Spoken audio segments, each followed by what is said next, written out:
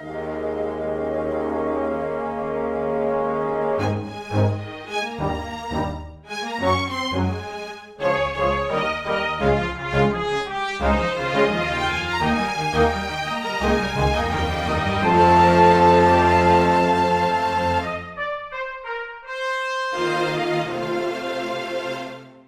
everyone, and welcome to Weekly Manga Recap. It is March the 31st of 2021. I am Nick, here with Chris, and as is appropriate for the episode we're about to do, I am invisible for today's recording. So, that's why we can't see you. Like if I take away the picture, you can't see Nick. Yeah. But I mean, it doesn't quite work because this podcast is one of the places I feel as if I belong. So the theme doesn't quite work. It's an elaborate April Fool's Day joke. Yes, like all the ones that you've been seeing out there. I will say, we always harp on April Fool's Day every time that it's that time of the year on the podcast, which it is, of course. March 31st means tomorrow is April the 1st, unless they've changed the cameras. Ooh. Oh. But all the April Fool's stuff that I've been seeing today has just been people like, I did something different for this occasion, as opposed to, oh, look at this thing that I faked and stuff. I think that maybe people are finally starting to come around to the understanding that just because it's a day dedicated to elaborate japes and hijinks doesn't mean that you can just say something that's a lie and then laugh at people when they believe you. So I much prefer this this different interpretation of it, which is I'm going to do something a little bit weird for this episode, and that's it. Or this, for today, I made a weird song, I made a weird animation, that kind of thing. I could dig that. I haven't had that experience. I've been mostly getting the bad ones. I'm mostly getting like, hey, we invented a board game arm that'll play board games with you. Oh, it's not real. Robots aren't like that. Use our program instead. And I was like, I already did. Why'd you have to do this to me? You're just being mean. Yeah. I'm not getting anything out of this. Nick, can I note, by the way, I posted this on Twitter, but I had a special event happen yesterday. The reading thing? Where I read so much Shonen Jump in one day. They were like, no more, stop. You've done too much. Like a bartender cutting you off, where they were like, look, I'm glad you're enjoying Haikyuu. It's great. You're very close to the end. It is 1:30 a.m. You need to stop and go to bed. And I was like, no, I'm so close to the end. They said I've never hit that limit in the entire time I've had their premium service. I wonder if it's not actually like, and I feel like there have been times when I may have accessed 100 chapters in a day. Maybe it also like tracks how much of the chapter you've actually read. But I don't know. Like I feel as though I've probably clicked into 100 chapters in a day before and never gotten that message. So yeah, it's the only time I've ever had it happen, and like it's not like a big deal. I legitimately did need to go to bed, so it was one of those times of just like, yeah, that's fine. 20-year-old Nick and Chris would have been like, "This is bullshit." Yeah, this is ridiculous. This is why we should only support illegal streaming scanlation sites, because that's the only pure way to read manga, with an ad, which by the way happened actually recently, with an ad that said your wife doesn't love you and then had a picture of a naked woman next to it, and I was just like, I don't. Well, I guess in our case that is true. Sure. Last I checked, neither of us were married. So it's like, I guess you got me there, ad. You cut right to the core of it. Oh, speaking of not loving, so people not being loved.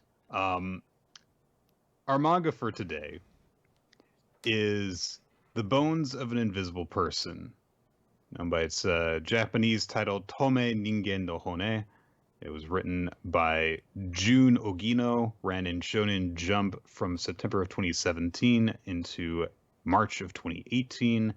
Is available in 4 collected volumes. And, well, this one was a little different, wasn't it? Yeah, I don't, So, I knew going into it a little bit about it. But I was not quite expecting, I guess it was all on the tin. The way it was described was a girl has the power of invisibility and she runs away from home in her grief and has to deal with it. And that is exactly what you get on the tin, but it was still a surprisingly sobering read for this sort of series. Yeah, I think that sobering's a good one-word summary of it.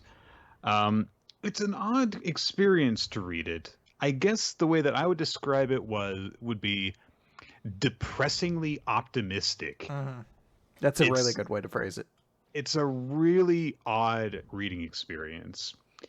We start to give you a brief overview. This is basically what the first chapter consists of. There's this young girl named Aya Kinomiya. She is in this household with an abusive father, who yells at her whenever she does something even that mildly pisses him off. Like she wants to play a video game while he wants to watch a baseball game, and he comes crashing down on her. Her and her brother's mother is the one who suffers the majority of the abuse. Eventually, their dad starts beating her, and this starts when Aya is very young. I believe that the youngest we ever see her is when she's like 7 or 8, somewhere around there. Mm-hmm. And when she is about 9, she discovers that when she says to herself, I don't want to be here, I want to be somewhere else, that she turns invisible. And there's a little bit of kind of a sci-fi-ish element to this series because there's a lot of, at the beginning, explaining the rules of how she turns invisible, what happens when she picks stuff up, uh, the fact that she can basically vanish from people's perceptions, except if she touches them. But the rules of the invisibility only come up maybe like twice more in the series after it's used the first time, I would say. It's not actually like crazy relevant how the invisibility works, except for the first time. It Pretty is much. very relevant there, and I will say is a brilliantly done scene. But then after that, her invisibility is more of like a theoretical, or not theoretical, but like symbolic thing she does until one incident, as you said, later on in the series. I, for a good portion of the series, wondered, is the invisibility actually real, or is it a Mhm. metaphor for what actually happened? And no, she can actually turn invisible. Someone else sees her turn invisible eventually, so it is a real power that she has. So this girl's in this abusive household. Her dad is terrorizing her family, beating her mother, and she can turn invisible, and no one can see or hear her when she turns invisible, and anything she picks up turns invisible as well. So she decides to kill her dad. She does it while he's like walking on his way to work on the street. She turns invisible and she stabs him, shanks him, and kills him. And It truly is a phenomenal scene because it's just a shot of the dad like from a side angle walking on the sidewalk. Then it stops. He stops, and then he falls to the ground. And I was like, "What just happened?" I actually had to go back, and you can see in the panel after he stops, the next panel you can see the knife is in his chest now because mhm. it's one of her rules that anything she's holding becomes invisible with her, but once she stops holding it, it becomes visible again. And it was just a really well done sequence of pages. This is a very cinematic visual Mhm. manga. There are a lot of stretches where there's very little dialogue and you're just kind of watching events happen, as a scene will unfold frame by frame. I would honestly even say that this is a series that would probably work really well as a movie as well. Because it might be a little long for a movie, but it definitely, as you said, has all the elements to it that feel extraordinarily cinematic at times. Mm-hmm. So she kills her dad. That's chapter 1. Uh, the story is not about so much, however, about Aya, the invisible girl, so much as it is about Aya, the girl who killed her father and got away with it. and has to deal with what that means for her.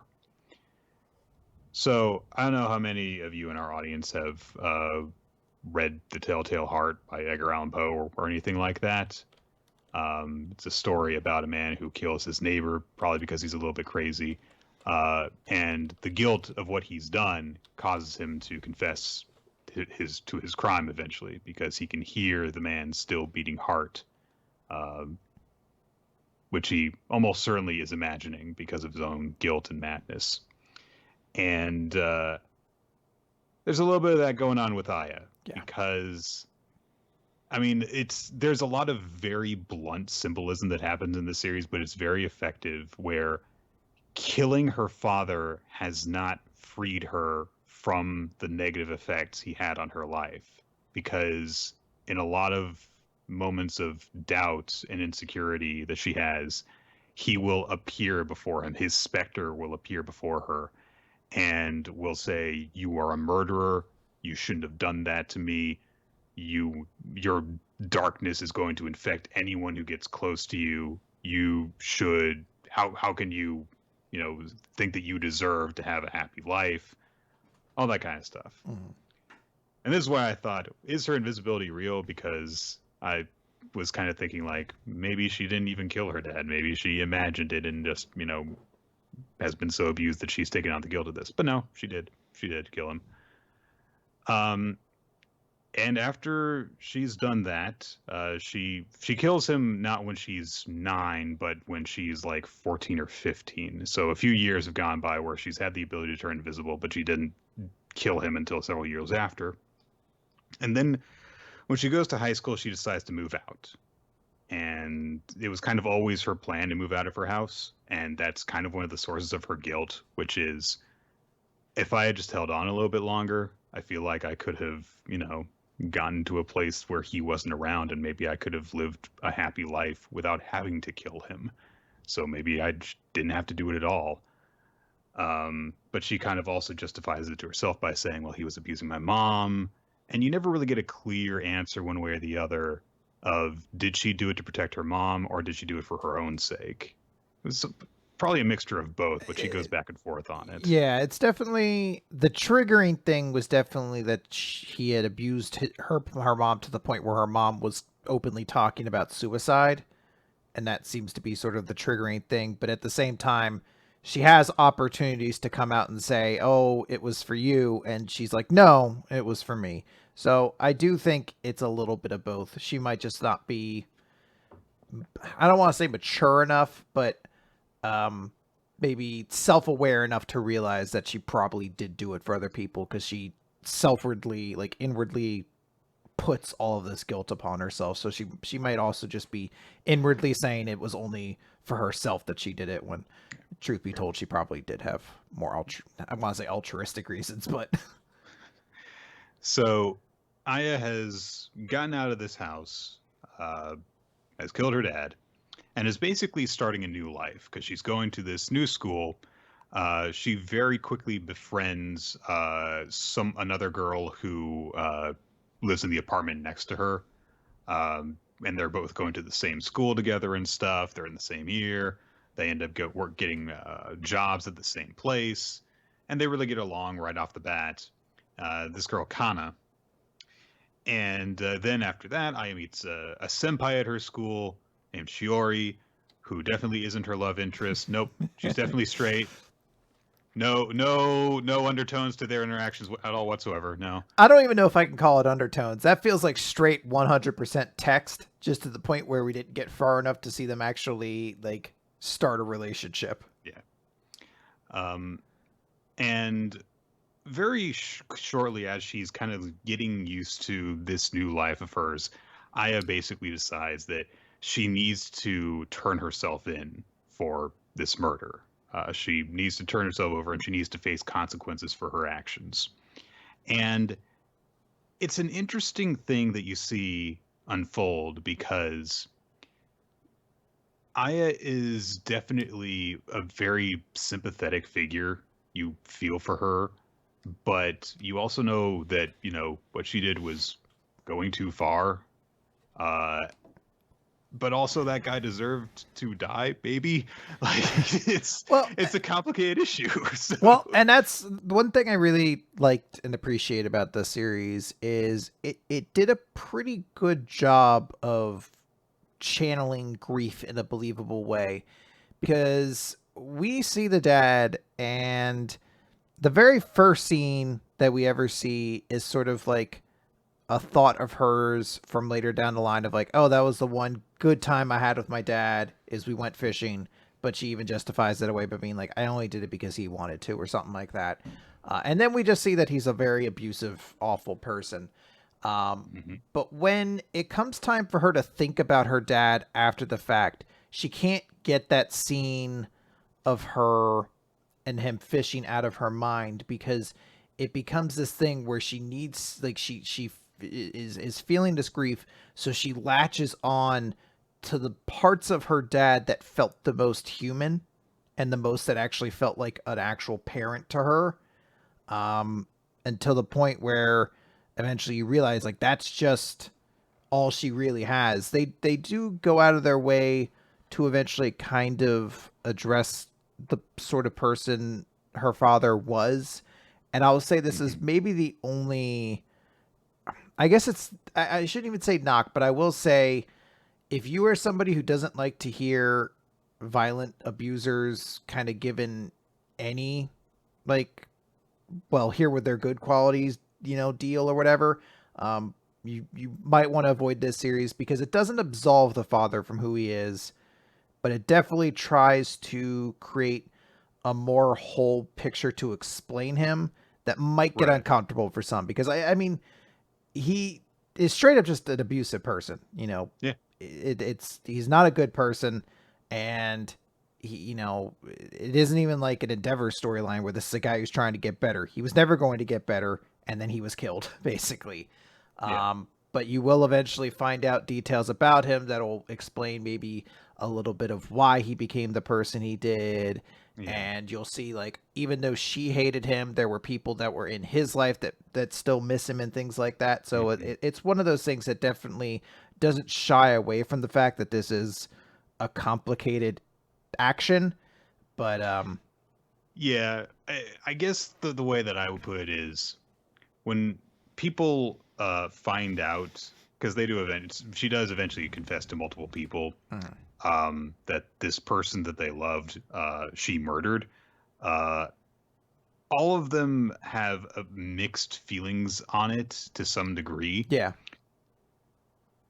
The fact that you can say, though, yeah, they had mixed feelings about her murdering this person that they loved, kind of lets you know a lot about him, though. That, yeah, he did some really messed up, unforgivable stuff, but kind of the point is, even if you put away aside the question of, oh, did that person deserve to die? The fact that she has murdered someone in cold blood is a mark upon her that not only I mean, the point isn't even that, oh, if you kill someone, then you'll be hated for the rest of your life. It's if you kill someone, then that's going to follow you for the rest of your life. Uh, because, yeah, I mean, she has to deal with this, and she's, got this kind of looming specter of her own guilt over having done it. And she has this kind of martyr complex about her as well, where because she was so miserable in life prior to this, she says to herself, if I just go and face my punishment now, then I won't really care. And I won't actually atone for what I've done because I won't be leaving anything behind. So I have to actually give myself a life that I will miss if I lose it in order to actually be properly punished for it. Which is not the only reason she does this, of course. mhm. A lot of it is that, she wasn't allowed to have a happy life because her dad was making her and her family so miserable. And she wants to experience that before she goes and faces up to something. And it kind of turns more into I need to punish myself more by doing this, into I need to have something waiting for me on the way out so that I have something to look forward to before I go through any more misery. Yeah, I mean it's eventually like the symbolism just becomes an active game mechanic Yeah. where as long as she doesn't feel like she needs to stay anywhere, she can turn invisible. But once she starts feeling like she's found a place she belongs, that power goes away until suddenly she's threatened again or doesn't feel like she can stay somewhere or something like that. Um, and ultimately the entire story is sort of about her kind of coming forward to people about what she's done, accepting the ramifications of what she's done as it just kind of being a part of her life, and then seeing that there are going to be people that will still accept her as part of her life going forward. um, to sort of just jump, I guess, a little bit to the end, the way the series kind of concludes is on a note to say, I don't know, but Yeah. it's probably going to be okay. Like, Yeah. I mean, I don't. Do we want to say spoilers? I guess. It's a Um, pretty short yeah, series. I read it in like 2 afternoons. yeah. So I got through it's, it essentially in a day. Um, it's essentially it doesn't end with it ends with her kind of going off to say, all right, I'm going to go turn myself in now, but it's okay yeah. because I know I have people waiting for me when I come back. And it doesn't ever explicitly say she does turn herself in. You assume she's going to, but at the same time, is she then going to have to, show how she did it, or are people just going to think she's crazy? She's going to be Hmm. tried Yeah. as a Are people going to minor. believe her? Yeah, like Like, it's going to be one of those things. She's going to be tried as a minor, even if she does. How long would she be? Like, what will ultimately happen as a result of like that's not, I guess, really the important part. It's that she's accepted the guilt that's on her. She's not going to let it keep her from enjoying the full life that she still deserves, and she's not going to let it allow her to push people away, basically.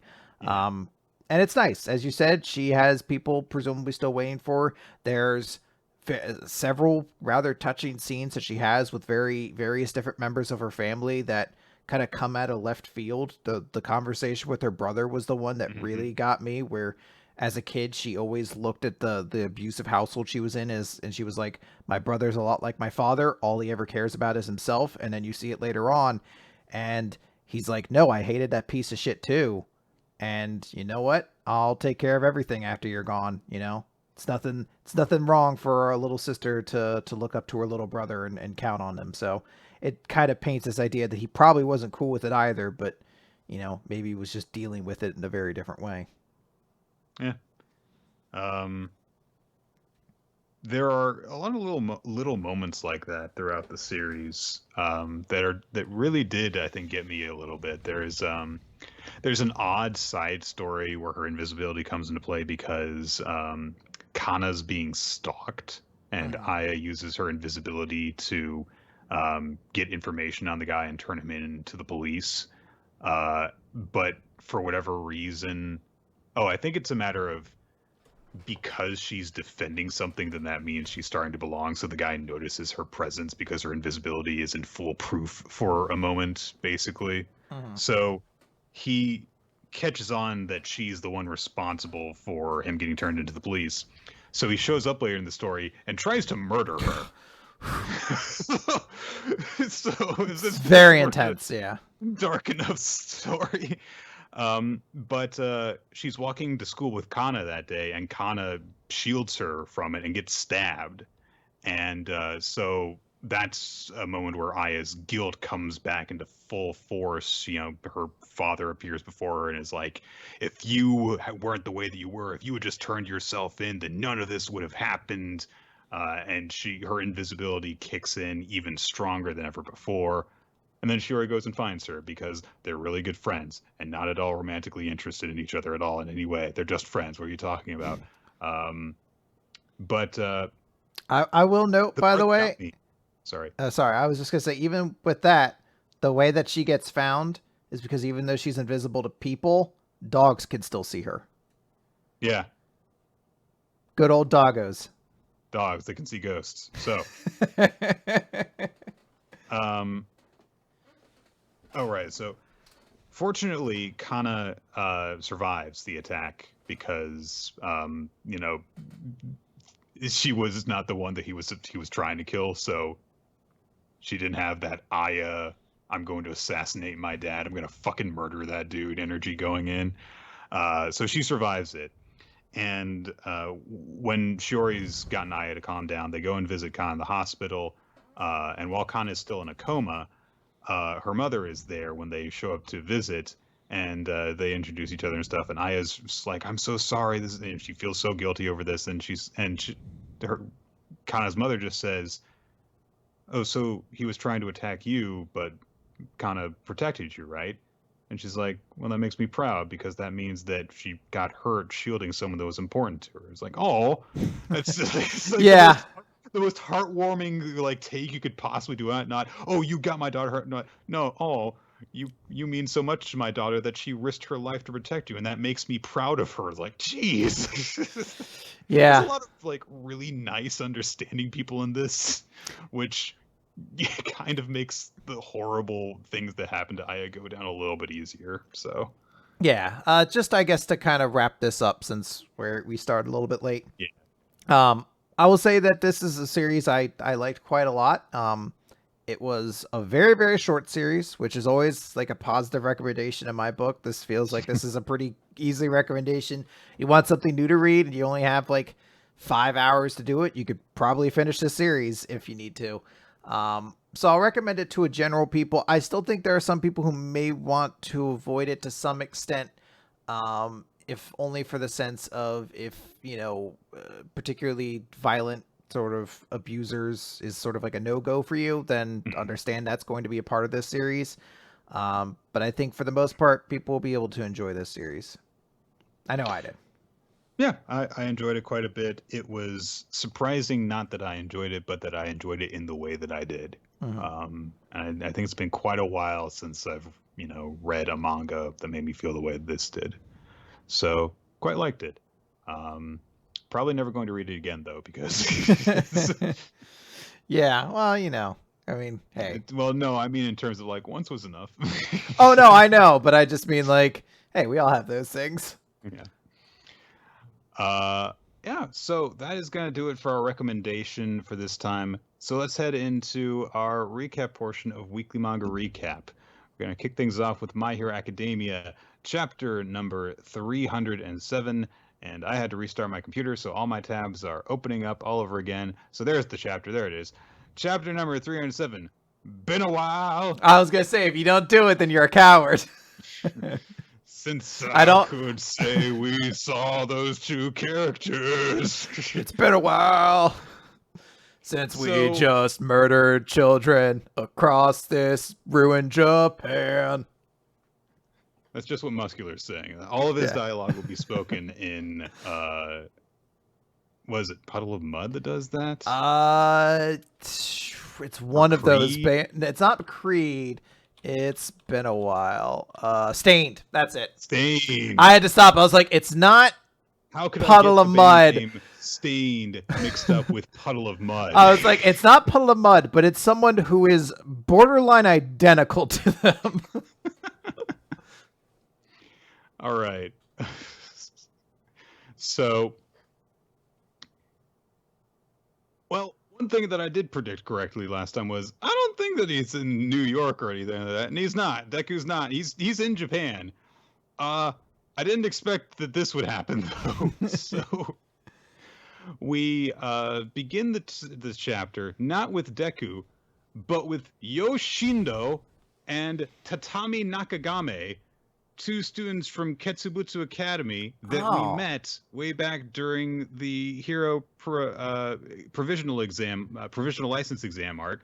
So, of course, I remembered who Shindo was because he was voted like the number 7 most popular character or something in the popularity rankings. I did not remember at all Nakagame though. I should have put her in the character quiz because I didn't remember. Nick, I'll be honest. I almost thought this was like when Bleach started its big final arc and we were introduced to 2 brand new Soul Reapers who they're like, maybe these guys will be like, I thought these were the same. I was like, oh, we're starting up a new arc, so we're going to be introduced to these 2 new cool characters. Like, they're not giving us a ton of details. I feel like I'm supposed to know these characters. And then everyone was like, yeah, you don't know Yoshindo from the character popularity poll? And I was like, no. I also That don't guy, get what Grand his name means for his power, which are earthquake powers. Grand Canyon? I don't know. I guess. It's a way better name than Turtleneck, though. But she's not even wearing a turtleneck, so it No, she's feels got a collar. That doesn't mean she's got a turtleneck it's on. very different, and it feels like a gigantic flavor fail right out of the gate. Like somebody definitely was like, "Oh, your name's Turtleneck. Why don't you wear one?" And she was like, "No." And they were like, "Well, then you don't get the fucking name." And they take her name badge off. Like, no, you're nothing now. If her quirk has ever been mentioned, I don't remember it. So she has weird hair. Um, Grand and Turtleneck are on a mission, and they are basically going to go and confront some of the people who have been, fighting against villains and stuff, but they're just, regular, normal, no hero training people. Grand tries to convince them that, hey, we're here, we're heroes, and you should come with us to Ketsubutsu Academy. And they're like, hey, we ain't doing that. I have a mustache. So He has a mustache. It's a different color than the rest of his hair. yeah, it happens. Yeah, like it's starkly different. Like It he's is. dyeing the rest of his hair, or maybe that's his quirk, because he has two different colors of hair. That's right, I'm a skunk man. I spew stinky breath out of my mouth. It's awful. I hate it. Every day is a curse. They talk for a while, but essentially they're like, we don't trust heroes, especially not none you kids know. So the two kids leave with Nakagane saying, that sucked. Serious suckage, yo. I have a small comment as well. In the page where we see them all, like all these dudes saying like, "Hey, when they came from my shop, blah blah blah." It appears that two-color hair man has an Ewok as one of his associates as well. So I just want that to be known. Just a fucking 6 foot tall looking Ewok with a spike gauntlet. It looks like. I mean, I've gotten used to seeing animal people in My Hero Academia. I so- know, but he's just a gigantic teddy bear person. It's an Remember the Ewok. dog- Well, Remember look. the dog detective? I mean, yes, I do. Obviously, it's been a treasured memory that I hold in my heart every day, and I keep wishing that we'd get an actual series based off that. And then I remembered for the Two Popes that did exist. It ran in like fucking Germany for 14 seasons or some shit like that. But I will also note that Horikoshi is such a huge Star Wars fan that I'm actually kind of convinced this is supposed to be an Ewok reference. One of Mirio's signature moves is called Phantom Menace. Yeah. So, yeah. I'm sorry. Originally it is. So. Yeah. I should correct myself because now I realize it's not Germany that it ran. Austrian. It was an Austrian series called Commissar Rex that ran for 10 years originally and then came back for another 7. Oh man, it ran for dog's ears. Okay, Yeah. So they get a call at that moment that villains are on the way. And they've been making reference during this time to a villain called Jailbreaker. But I don't know if that's another title for someone or if they're just wrong about who's coming. Because leaping and smashing through buildings like the Incredible Hulk comes Muscular, that villain that Deku faced years ago, who killed Waterhose. And Waterhose, the code his parents. Yeah. Okay. Everyone remembers them. Come on. I got it. My money in the bank. I wasn't being unfair at all when I put one of them down. My money in the bank, or Vito in the bank briefcase is over there. So Look, I still have to justify. I will say, to your point before, I think they're referring to Muscular as Jailbreak now because they say Jailbreak's in the area, and I think Jailbreak is a far superior villain name than Muscular. It is, I agree, but I don't know.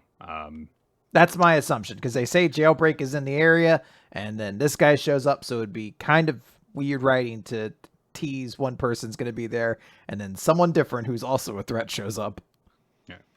Cool panel when he arrives on the scene and is smashing through the building as he taunts them. So Yo decides that they need to split up, and he tells her to get to Sensei and get us back up and evacuate the civilians. And he says, "I'm going to demolish him," probably trying to sound far more confident than he actually is. So Nakagane gets back to the civilians, and they're like, "We gotta go and stop the villain guy with our pipes and various other blunt objects." And of course, she tells them, "You've got to run. You can't possibly stand up to him."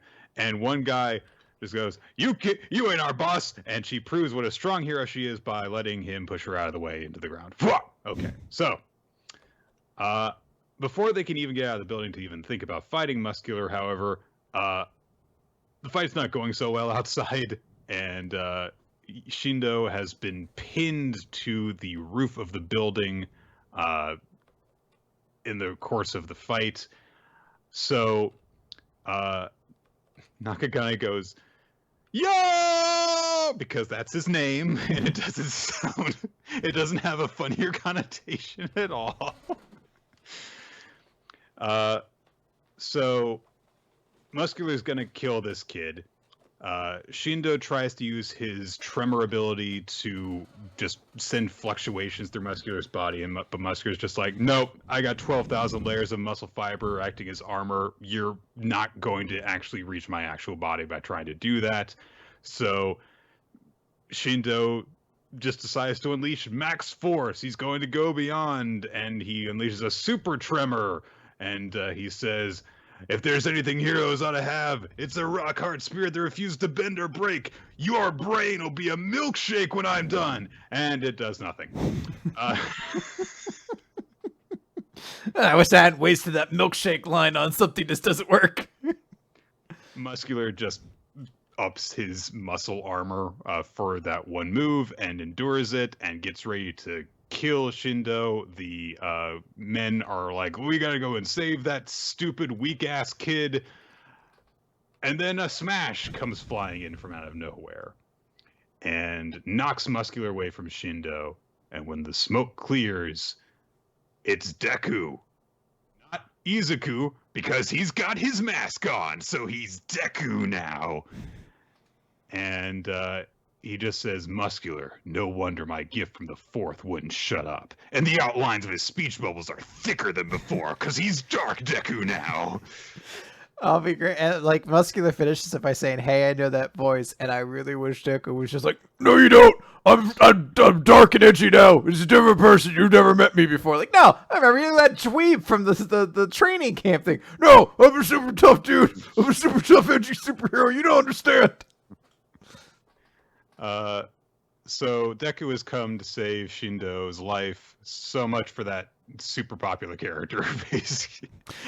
Now My Hero fans know how Carrot fans felt a couple chapters ago in One Piece. It doesn't help that he's like rescued him, like scooped him up into like the bridal Princess pose. Yeah, I was like, it's certainly not like the most uplifting way to save somebody.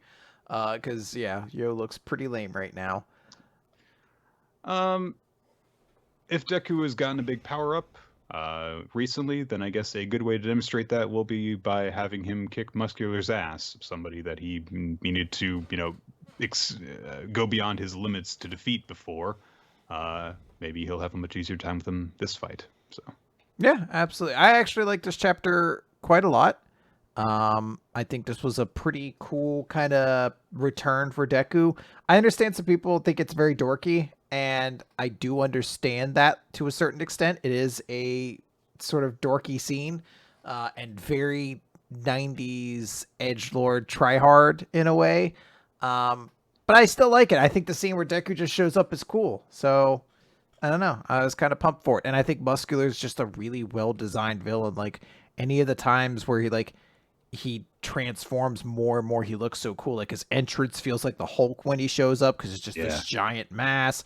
And then when Yo tries to melt his brain, he just becomes something that almost doesn't even look, it almost looks eldritch or something like that, because he's just swallowed his head up in muscles, basically. it's like a series of interconnected muscle cocoons. Yeah, there's no face anymore. It's great. I think the art was really top notch.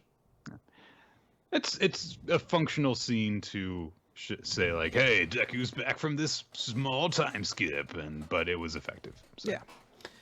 All right, Nick.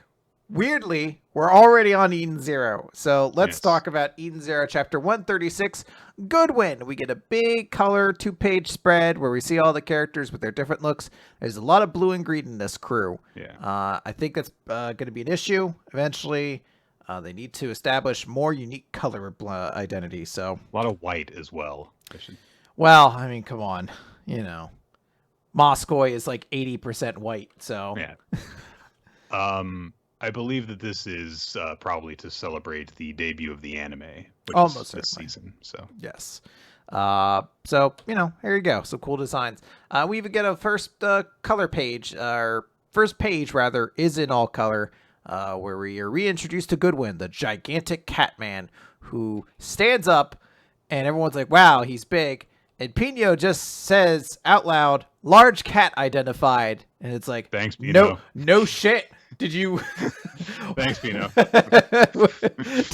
You had to see him to know, or what if, like, when the Scouters were introduced in Dragon Ball Z, they were just that's a person. Oh, or like it's like fucking Vegeta's head gets punched straight off his body, and then Nappa's like, "Breeding's in. That's a strong opponent." It's just blood shooting out of the stump on Vegeta's neck. Wow, Vegeta. I wonder how strong that guy was. Give me a moment. Hang on, Scouter says pretty strong. Looks like he had a real good strong hook to him.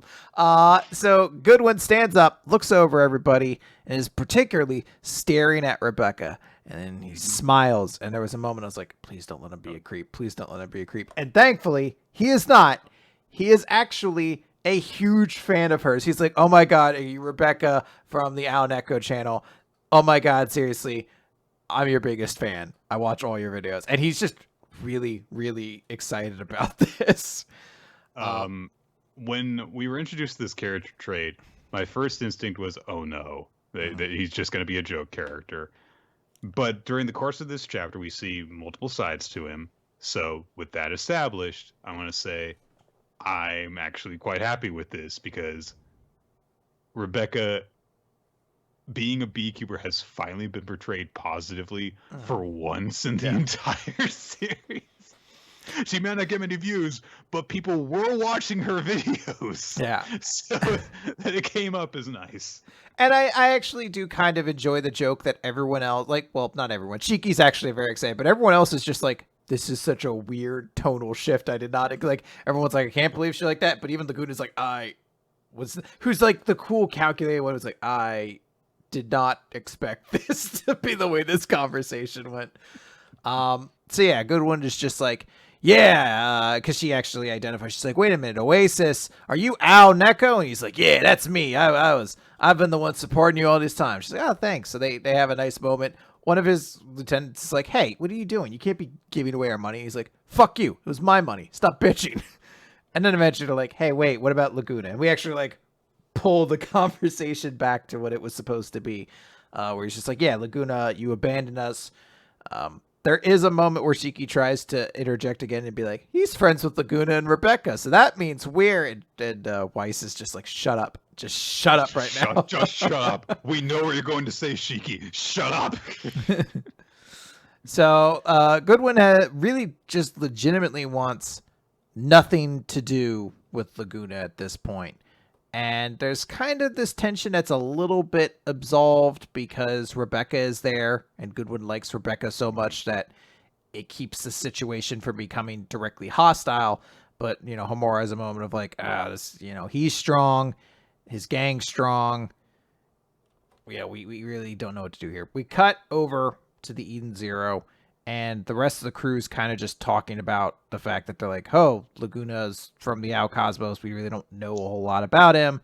Blah, blah, blah. Moscow is watching violent hentai, it looks like. I don't really know what this is supposed to be, but I find something sinister in it. Because that wolf still got that little sheep person. So Like, even though a big rock fell on the wolf afterwards, something bad's happening. And Moskoy is just laughing hysterically. So, serial killer vibes are going all over the place for me. Okay. And then he starts crying because the news comes on. And we get a news report talking about... I don't like being informed about what's going on in the world. Pretty much.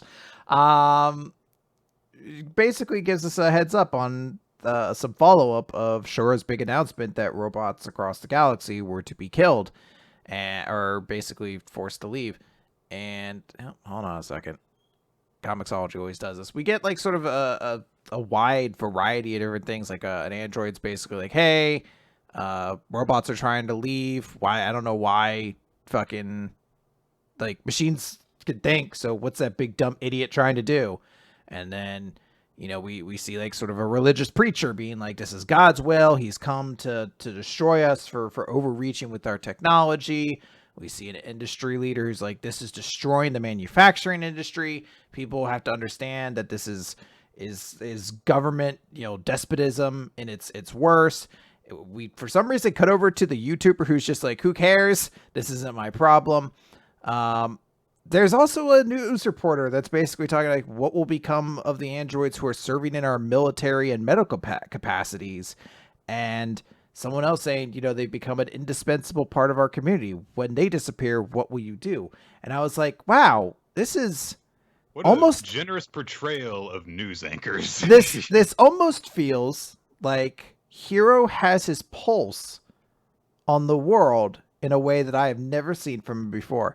And then I turned the page and two characters say, I've never seen anyone get so worked up over a news show. And I was like, nope, never mind. Hiro has no idea what's currently going on outside his room. He's never seen a human being before if he thinks no one gets emotional over the news at any time. What are you guys so upset about? So somebody won an election. Come on, who cares? So we cut back over. Apparently this conversation has been explained to Goodwin, and he's like, okay, I can sympathize with Nero. He has to watch his regime and lose it because of his nitwit son. And they explain like, yes, all link is going to be the thing that does it. We get an explanation for what all link is because the Owl Cosmos is quite literally an ocean. Every few years, the ocean hits high tide, swallows up all the planets in the cosmos, and then with that aether and electricity, everything becomes connected. So that's the all link. That would be how it happens. And that's going to happen in 3 days, so they have to stop Shura before that point, or all the androids will be killed. And it's actually, I think, a pretty creative world-building scenario. So I quite like this detail, personally. That's, having this time because it's a recurring event is a cool idea. And, it's a lot more imaginative use of the sci-fi setting of the series than desert planet, mud planet. So. Nick, what are you talking about? We got so many memories on Foresta. Ocean planet. Remember, it had the great food. All the great food you could find on Foresta. Did that come up in the story in any way? Well, no. Couchbo was there. Yes, it did. yeah. Couch. Well, I mean, you also then have to say, has Couchbo been relevant to the story? In which case, no. So it remains to be seen. So Laguna basically is like, look, we have to stop Shura, and Shiki has gravity magic, so he's our best shot at doing it. And Goodwin's just like, look, we don't need help from an outsider. It's not going to happen. We get a convenient enemy attack on the compound so that our heroes can kind of show off all of their cool abilities. And Shiki basically like one-shots everybody. And now my pages aren't loading, but from what I recall, the chapter just ends with Goodwin being like, ho, that boy. Yeah, he says this kid. Yeah. And he remembers the words that Laguna spoke 1, 2, 3, 4, 5 pages ago. That if anyone can defeat Shura, it's him. So it's a good thing that we got the indication that he remembered that line. Yes, it's always one of those great flashbacks to 5 seconds ago. So this was a pretty all right chapter overall, setting the stakes for what's to come. I mean, Eden Zero always seems to have at least okay setups for its proper plot arcs. But if you add into that, Goodwin seems like a pretty cool character, and the bizarrely nuanced discussion that you were seeing from all the news reports about what it would mean for an android heavy society to suddenly kill all of its androids. So overall, that was pretty good. Yeah, I generally liked it. I think Goodwin has a strong start to being a cool character, and I hope we follow up on it and he doesn't end up sucking. Yeah, that about sums it up for me as well. I believe some people in the chat were saying he's no Cat Viper, but he's pretty okay. So, all right. Let's move on then to The Elusive Samurai, Chapter 10. Can I get to a second page, please? There it is. Yes, Chapter 10, On the Run, 1333, as we get a color page for The Elusive Samurai here in Chapter 10. Usually a good sign, but I think that now that we're a few weeks out, I think that we actually have some insight. I'm going to just say that. Yes. Into how all the new series are doing, because people have also like the table of contents for next week's issue have also dropped, so that would have the placement of Nine Dragons Ball Parade, which sadly does not seem to be doing well. Obviously these are, it's impossible to tell for sure until like the first volume sales figures start coming out, and then you can at least get a pretty solid idea of performance. But that doesn't seem to be doing so great. ITLC is not doing so great either. Witch Watch is. Well, Witch Watch hasn't had its first real rankings yet either, I don't believe. I believe that its first one was this week. Was it? It would be on chapter 7 this week. Elusive Samurai's chapter 10. Mm-hmm. ITLC would be chapter 9. Dragon Ball Parade is chapter 8. Or no, Witch Watch was before Nine Balls Dragon Parade? Yep. Yeah, okay, never mind. Then we have gotten that one, yeah. So, there you go. Yeah, well, so here's... guys, I'm an old man now. So, what I say isn't funny is in fact funny. So... Well, here's the thing. So, Elusive Samurai is doing phenomenal. It seems to be... It seems, if nothing else, it has the utmost faith of the editorial staff, which is a pretty big deal to have. ITLC, we're going to talk about in a little bit. It's a dumpster fire. It is rolling down that hill. Nine Balls Dragon Parade, it doesn't have a great start. It could change. Witch Watch, it could just be fine. It also has just immediately looked like it's turned hard into being a reverse harem, and maybe that's how it was always intended. And it has an established author, so that could also just mean it's a level of like editorial, like we have faith in this series. So, all these things could very easily change. I mean, I'd have to look back and see. I feel like there are several other series that started off pretty rough that have hung around for a while. There's a chance that Nine Balls Dragon Parade, even though it's not ranking particularly high right now, does not mean it will go away immediately. Just by the nature of other things in Jump ending and it kind of surviving off cancellation. And I mean, we legitimately have Mission Yozakura Family as a sort of example of if you can survive cancellation long enough, you can just kind of establish yourself. So no, Chris, not again. But I mean it, like, I'm just like, that could be the path. Like, that could be your entranceway. Just other stuff gets canceled. Chris, no, people love Mutsumi. Stop. I'm not saying anything against the quality. I'm saying it didn't rank particularly well for a while. I'm just kidding. Same with Magu-chan. Magu-chan was really low for a while and then managed to get back up. Chris, no, people love when you're... I don't know. Someone has to, or she should be in the fucking chapter every goddamn week. We get this color page we get, by the way, with Tokiyuki in the winged kimono, or whatever exactly you would call that attire. Looks so cool. Yes. It's really beautiful. The art in this series is some of my favorite in Jump right now. It's just so good. So Tokiyuki is taking part in the archery contest against Satomura. He has 2 arrows left to overcome a 4-point gap between them, and Sanomura is threatening to just charge into him and knock him off balance off his horse whenever he tries to take aim. So at that moment, Yorishige shouts out to Tokiyuki saying, "You can't best him at marksmanship, so prepare your shots carefully while you flee." So Tokiyuki is left to just kind of think about this and decide what to do. So he's moves his horse into action and starts to gain a little bit of distance on Sanomura. And he then looks behind himself and he's like, "Oh, I get it now. When I was aiming at the dogs, I was too nervous to properly see what was before me. But when I flee, my head clears and my field of vision expands." And he says, like, "I've now seen his archery skills in action, and so I kind of know what to do based off of how he worked that into his horse riding. His upper body freezes the moment he loses his shot, and I'm too inexperienced to do that. The dogs are far away and move unpredictably, but his upper body is motionless as he charges from my blind spot." So then he gets a moment of insight. It's like, "All right, so I'll do this. There's a moment when even I can win this." And he takes aim at one of the dogs. And as he's doing so, Sadamune charges in and is going to knock him off balance. And as he does so, Tokiyuki suddenly whirls around and instead starts to point the bow in his direction.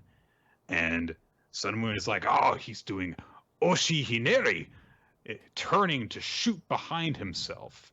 And commentator priest guy starts to go, "Of course, when he aims for a dog, Sadamune rams him from his blind spot, so he knows where to aim." So, but Sadamune is like, "I mean, yeah, but he can turn around, but he can't actually get all the way around when doing that. There's a limit to how far the body can turn." So he just kind of starts moving to Tokiyuki's left so that he can't twist all the way around to his right, or I guess it depends on what direction you're facing.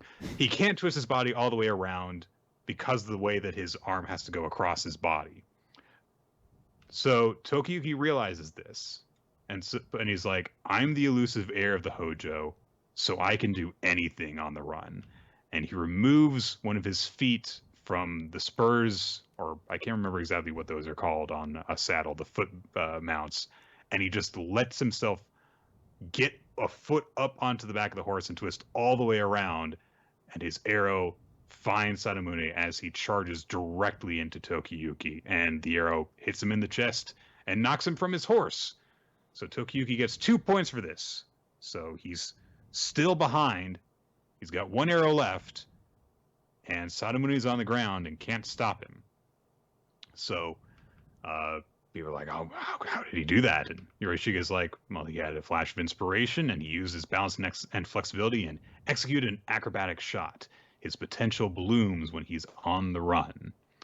And then Yorishige's like, "In the future, this technique will probably get a flashier name that'll have more appeal with the shonen crowd." Okay. It's yeah, you know. Would you like to tell us what that name is? No. I want you to think about dogs being shot some more. So we get some narration explaining that, in the Parthian Empire, this is, what made their archers so formidable, is that they would charge in and then flee, and they would fire while they were on the run. To this day, history remembers the Parthians for their peculiar way of attacking while fleeing. So Tokiyuki seems like he's going to bear down on Sadamune. And so he's like, "Oh God," and he starts to cover himself up, but instead Tokiyuki just leaps his horse over him and then fires directly down into him in, how did the horse do this? Like, he's twisting his entire body while the horse just leaps upward into the air, and he shoots a Parthian shot, and the arrow comes down on Sadamune from behind, striking him in the ear. And that gives Tokiyuki 3 points, and so those 2 shots total allow him to win the contest. So people are celebrating that Tokiyuki's defeated Sadamune, And while Sadamune is still staring stunned up at Tokiyuki, clutching his ear, Tokiyuki says, "That's for the shrine maiden whose ear you shot." And then he probably thinks, actually, I just it was purely by chance that I hit the ear. But it is an extraordinarily cool line. Yeah, he saw an opportunity to say a cool line, and so he took it. Good for you, Tokiyuki. Mm-hmm. So after this, Yorishige congratulates Tokiyuki and is like, hey, this way we can develop more techniques together. Isn't this fun, fighting while fleeing? And we see that Tokiyuki learned fighting on the run. And there's, a very, video game RPG kind of graphic that comes up. And then Yorishige says to Sadamune, keep your promise now. Leave my territory. Never bother us again. Of course, this pisses Sadamune off, and he's like, this is just a sport. I'll get you. I'm going to come back and take your land. And they're riding off while he shouts really angrily at him. And it's, they're kind of all mocking him because he says, I'm going to search for the remaining Hojo. And everyone's like, there's a Hojo right here, you fucking dumbass. So, Yorishige, of course, is really, really angry about this. And he's like, who was this? He couldn't have been sure the boy would beat me. Besides, there is no fooling my gaze. That boy's demeanor was refined. In one so young, it suggests high birth. Could he be a surviving Hojo? Well, no. Yorishige wouldn't put a Hojo right in front of me. What's going on? What the hell? And Yorishige just kind of comments on this saying, he has good eyesight, but he sees so much that it distracts him. Essentially, he, bluffed him into not understanding that Tokiyuki was right in front of him. Because, no, that's too obvious. That's too stupid. He wouldn't do that. So Yorishige's got a little bit of, a gambler in him. So, also, Yorishige is the one who spread rumors about there being Hojos in his land because he's weird like that. So he says, if they have to look everywhere, their search will be unfocused. Meanwhile, you and I will grow stronger. This battle requires you to advance even as you flee. You are already racing along the road to reclaiming the rule of the land.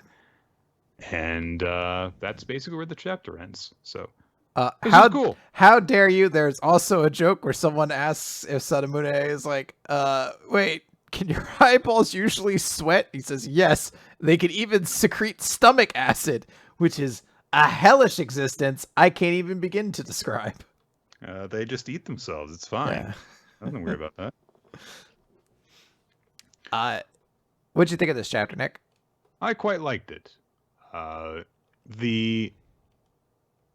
least in terms of, I like the way that the action played out.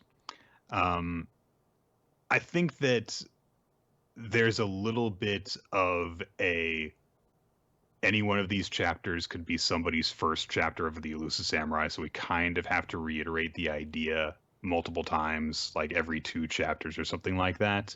But I get the impression we're eventually going to get past that, and maybe that'll stop, because each time that it happens, it has a little bit less impact for me.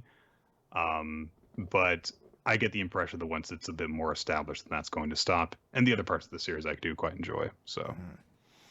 I love this chapter. I thought this was a really excellent sort of conclusion.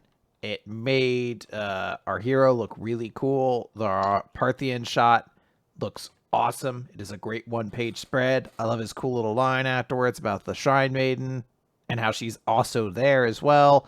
Like, it just felt like it was a really effective chapter. I really, really just enjoyed it. And Tokiyuki got to win this battle against Sadamune while also leaving him alive so that, he can learn more from him. Mm-hmm. So now, I will note, I believe I have more to say about how much I enjoyed the chapter, but I specifically wanted to keep it short because I want to use Nick. I would like to bank that time into ITLC because we have stuff to talk about, Nick. Chapter 9, Revenge. So we get a full introduction to Akiraka, the chief of the police force. Not really, kind of. He's the chief of the 1st Criminal Investigation Division. He is a mysterious figure. Very little is known about him, including his full name, which seems like a bad idea, in a law enforcement agency. Whatever. He is shrouded in unsavory rumors and employs any means necessary to crack a case. So that explains how Risa is used by the police force, I guess. Anyway, he's pointing a gun at her and saying, "I'm afraid you'll need to die." And Sakon's like, "Is this some sort of joke?" Sakon is an idiot. So Akiraka says, "Risa, your arrest record alone makes you an excellent detective." I'm assuming he means the number of people she's helped to arrest. Also, she's never arrested anyone. I was gonna say, yeah, I don't think she actually, because she always loves them to the point where they they submit themselves to the police. Also, your arrest record is usually your record of being arrested, which she has been. So. No, Nick, this is a sports series now. It's all about the number of arrests you can tally up. Oh, God. So he says, "That's why I've been able to use my power to cover up your problematic conduct, but this time 3 detectives failed to catch a brutal criminal and one of them lost his life. Any more of this, my supervision will be called into question, so I'm sorry, but you need to be dealt with via murder." So Sakon starts to object and says, "The police have been using Mizawa for their needs as well." And Akiraka says, "Sakon, you needn't worry. We can sweep this under the rug by having Risa take the fall. Consider your contract over, Risa. Thank you for all your service. Can you stand to go the painful route?" And Risa says, "If I'm to die, I'd rather do so peacefully," which Sakon is shocked by. So Akiraka says, "Well, good, because I also have some poison ready. Here, I have 2 pills, which will be a lethal dose, and I'll grant you a peaceful death." I completely forgot about this plot detail. This is such a... Okay. What are you talking? How did you forget about this, Nick? I don't know. I think that maybe my brain was trying to protect itself. So, Akiraka says, "For you to die from poison is rather ironic, don't you think?" And at first I was like, what the fuck is he talking about? I was like, oh, right. Poison to beat poison is her thing. Right. Yeah. That's right. Okay. So I like to think he would just phrase anything as being ironic. He's like, "Being mauled to death by a saber-toothed tiger. Ironic, don't you think?" Because one of the villains that you fell in love with was Sabretooth. Yeah, the X-Men villain. I bet you find him sexy. It's like, no, not really. He murdered so many people. Oh, wow, it's hot. So he tosses her the pills, and a detail that I don't know why it amuses me so much. Like, he tosses it, like, well short of her, and it, like, rolls along the ground and hits her foot. I like to think it's not like the anime, like, he closes his eyes and he just can't see, so he just threw the pills at a wall, and he's like, "Ingest them," and it just hits the wall and has to roll towards her, because he's Gee, why don't you open your eyes to throw things? Because this makes me look interesting and menacing. But in his mind, he's like, nailed it, like, he's really stoic and cool in that moment. Everyone else is just like, just pick him up. So Ms. Aoi picks up the pills and is like, "I'm sorry, Mr. Sakon," and he's like, "No, don't do it." But she says, "It seems unlikely that I'll become a cool hero now." Your words, not mine. She says, "The stronger a person's poison, the more likely it is to corrode them. That is my advice to you. You'll need to take advantage on your own. Use any means necessary, but please make sure you don't die, Mr. Sakon." And Sakon doesn't say, "No, don't take the poison." Instead, he goes, "No, I'll take half."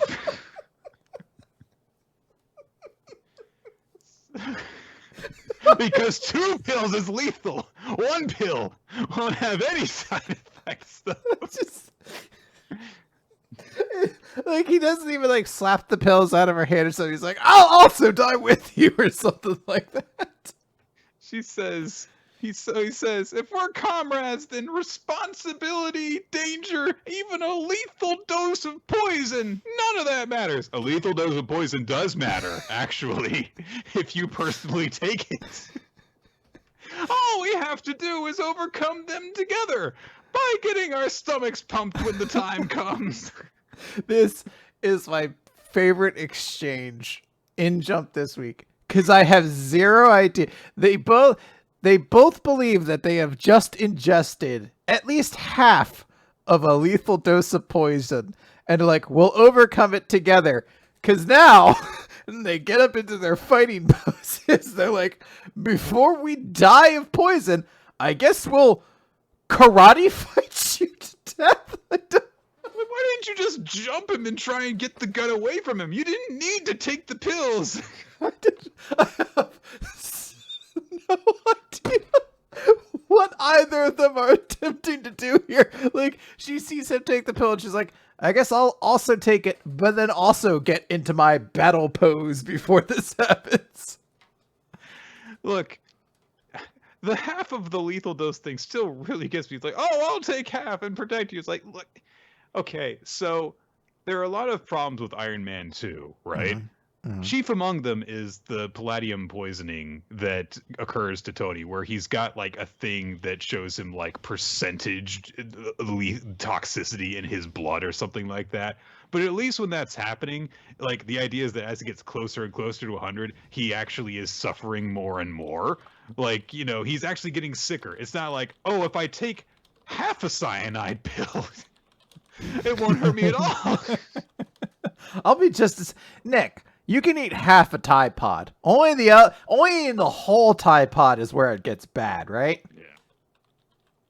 So after this badass pose that they strike, Akiraka, one of his eyes twitches, which, you know, lets you know, like, maybe everything this guy says, you shouldn't trust it, because maybe he's a little crazy. He fires his gun several times into the ground, and then goes, ooh, look at that, and drops the gun. And then he says, silly me, I mixed up the poison tablets with candy tablets. And Sakon has like, he swallowed the candy in shock when the gun was getting fired, and he's like, Ramoon flavor? I couldn't taste that at all when the tablet was in my mouth, but now that it's down my throat. I also like, the dude fires off like 4 shots into the building. Didn't need to actually have real bullets in the gun. Doesn't look like he was intending to actually kill anybody. So now the entire police department has to be like, why did a bunch of gunshots just go off? And then there's floors good. just the fucked chief up. Killed that Aoi bitch. I'm glad he done so, and I'm not gonna go and look in that room to make sure he sees he doesn't need no help cleaning it up. I'm just gonna assume that she's dead, and I'm not gonna worry none about it. That's what I would do. I wonder if he made her take the poison tablets before he shot her. So Akiraka says, ha ha ha, I was just joking about killing you. You fired a gun 4 times. After all, I couldn't very well kill my precious widowed daughter. And Ms. Iowa says, please let go of me, and I'm not your daughter. He says, I'm your chief. I'm like a father. Okay, so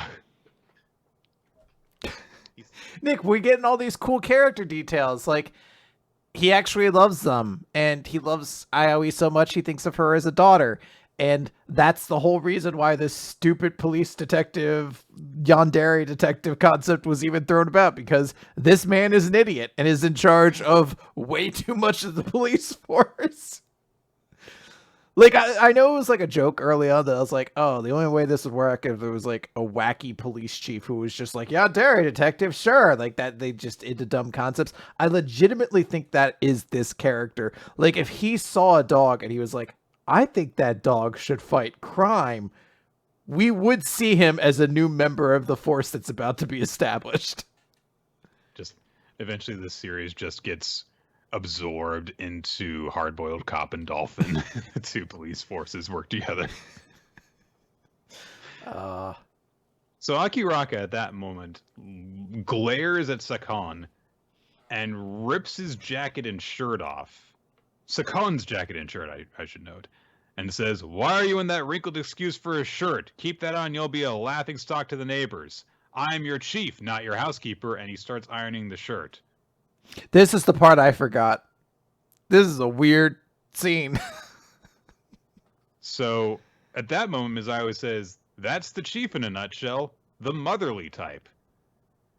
I mean, okay, if you say so. So after Sakon gets his shirt back, the chief says, "I wanted to make sure you were someone capable of protecting Risa. And man, you just took half the poison. And so I guess no, you're not." Just, like, I wanted to make sure you're the person to protect Risa, and instead you decided to die with her. So now I don't know what to think. Is that like a negative percentage effectiveness? I think it might be. He's like, I expected you to try to grab the gun out of my hand, to fight back, to destroy the poison. I expected a lot of different things. I did not foresee you attempting to take half the poison, assuming that would have no ill effects on both of you. Anyway, I now feel confident leaving my daughter in your hands. Anyway, I tell C. Bye-bye, everybody. So, oh god. He says, "You, Sakon, and you, Risaoi, and even myself, we are all to be removed from the first criminal investigation division. Because a lot of people don't like me." And so they capitalized on your case, Risa, to devise a way to kick me off the force, but I managed to survive this by the skin of my teeth, thanks to the dirt I dug up on the top brass, because you see, I exchange gossip with their wives, so I know how small their dicks are, and from that, I blackmailed them into not getting rid of me for making them feel as though there's a murderer, loving psychopath that's going to get them all killed. So anyway, I'm moving us to a new division. So that's in order to get the results we need. And so that was the condition that the top brass wanted in order for us to stay on the force. But no one here will acknowledge our results, so officially we won't exist. We will handle the most brutal of criminals, and if ever deemed unnecessary, the team will be disbanded without a second thought. We will exist, and at the same time not, much like an imaginary number. And that's just fine. A team like ours only needs to focus on cracking cases. Naturally, I'll do what I can to protect you both, so go out there and show them you can do it. Your work will serve as the strength we'll need for that eventual day. The day we bring Hikaru Kagamino to justice. I'll bet he's naked somewhere writing.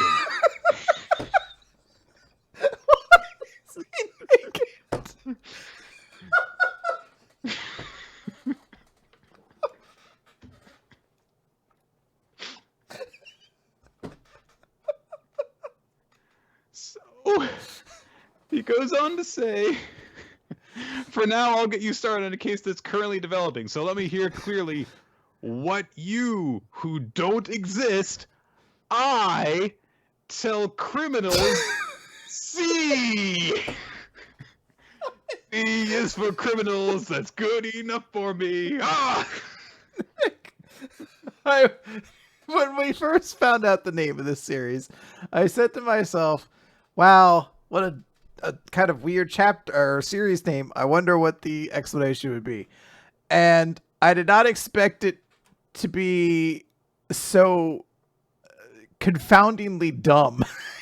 And now it's delivered with the explanation of, look, everyone here really fucked up and we don't have the support of anybody. In fact, we would all be fired and maybe even charged with crimes. But because I dug up things, we have one last chance.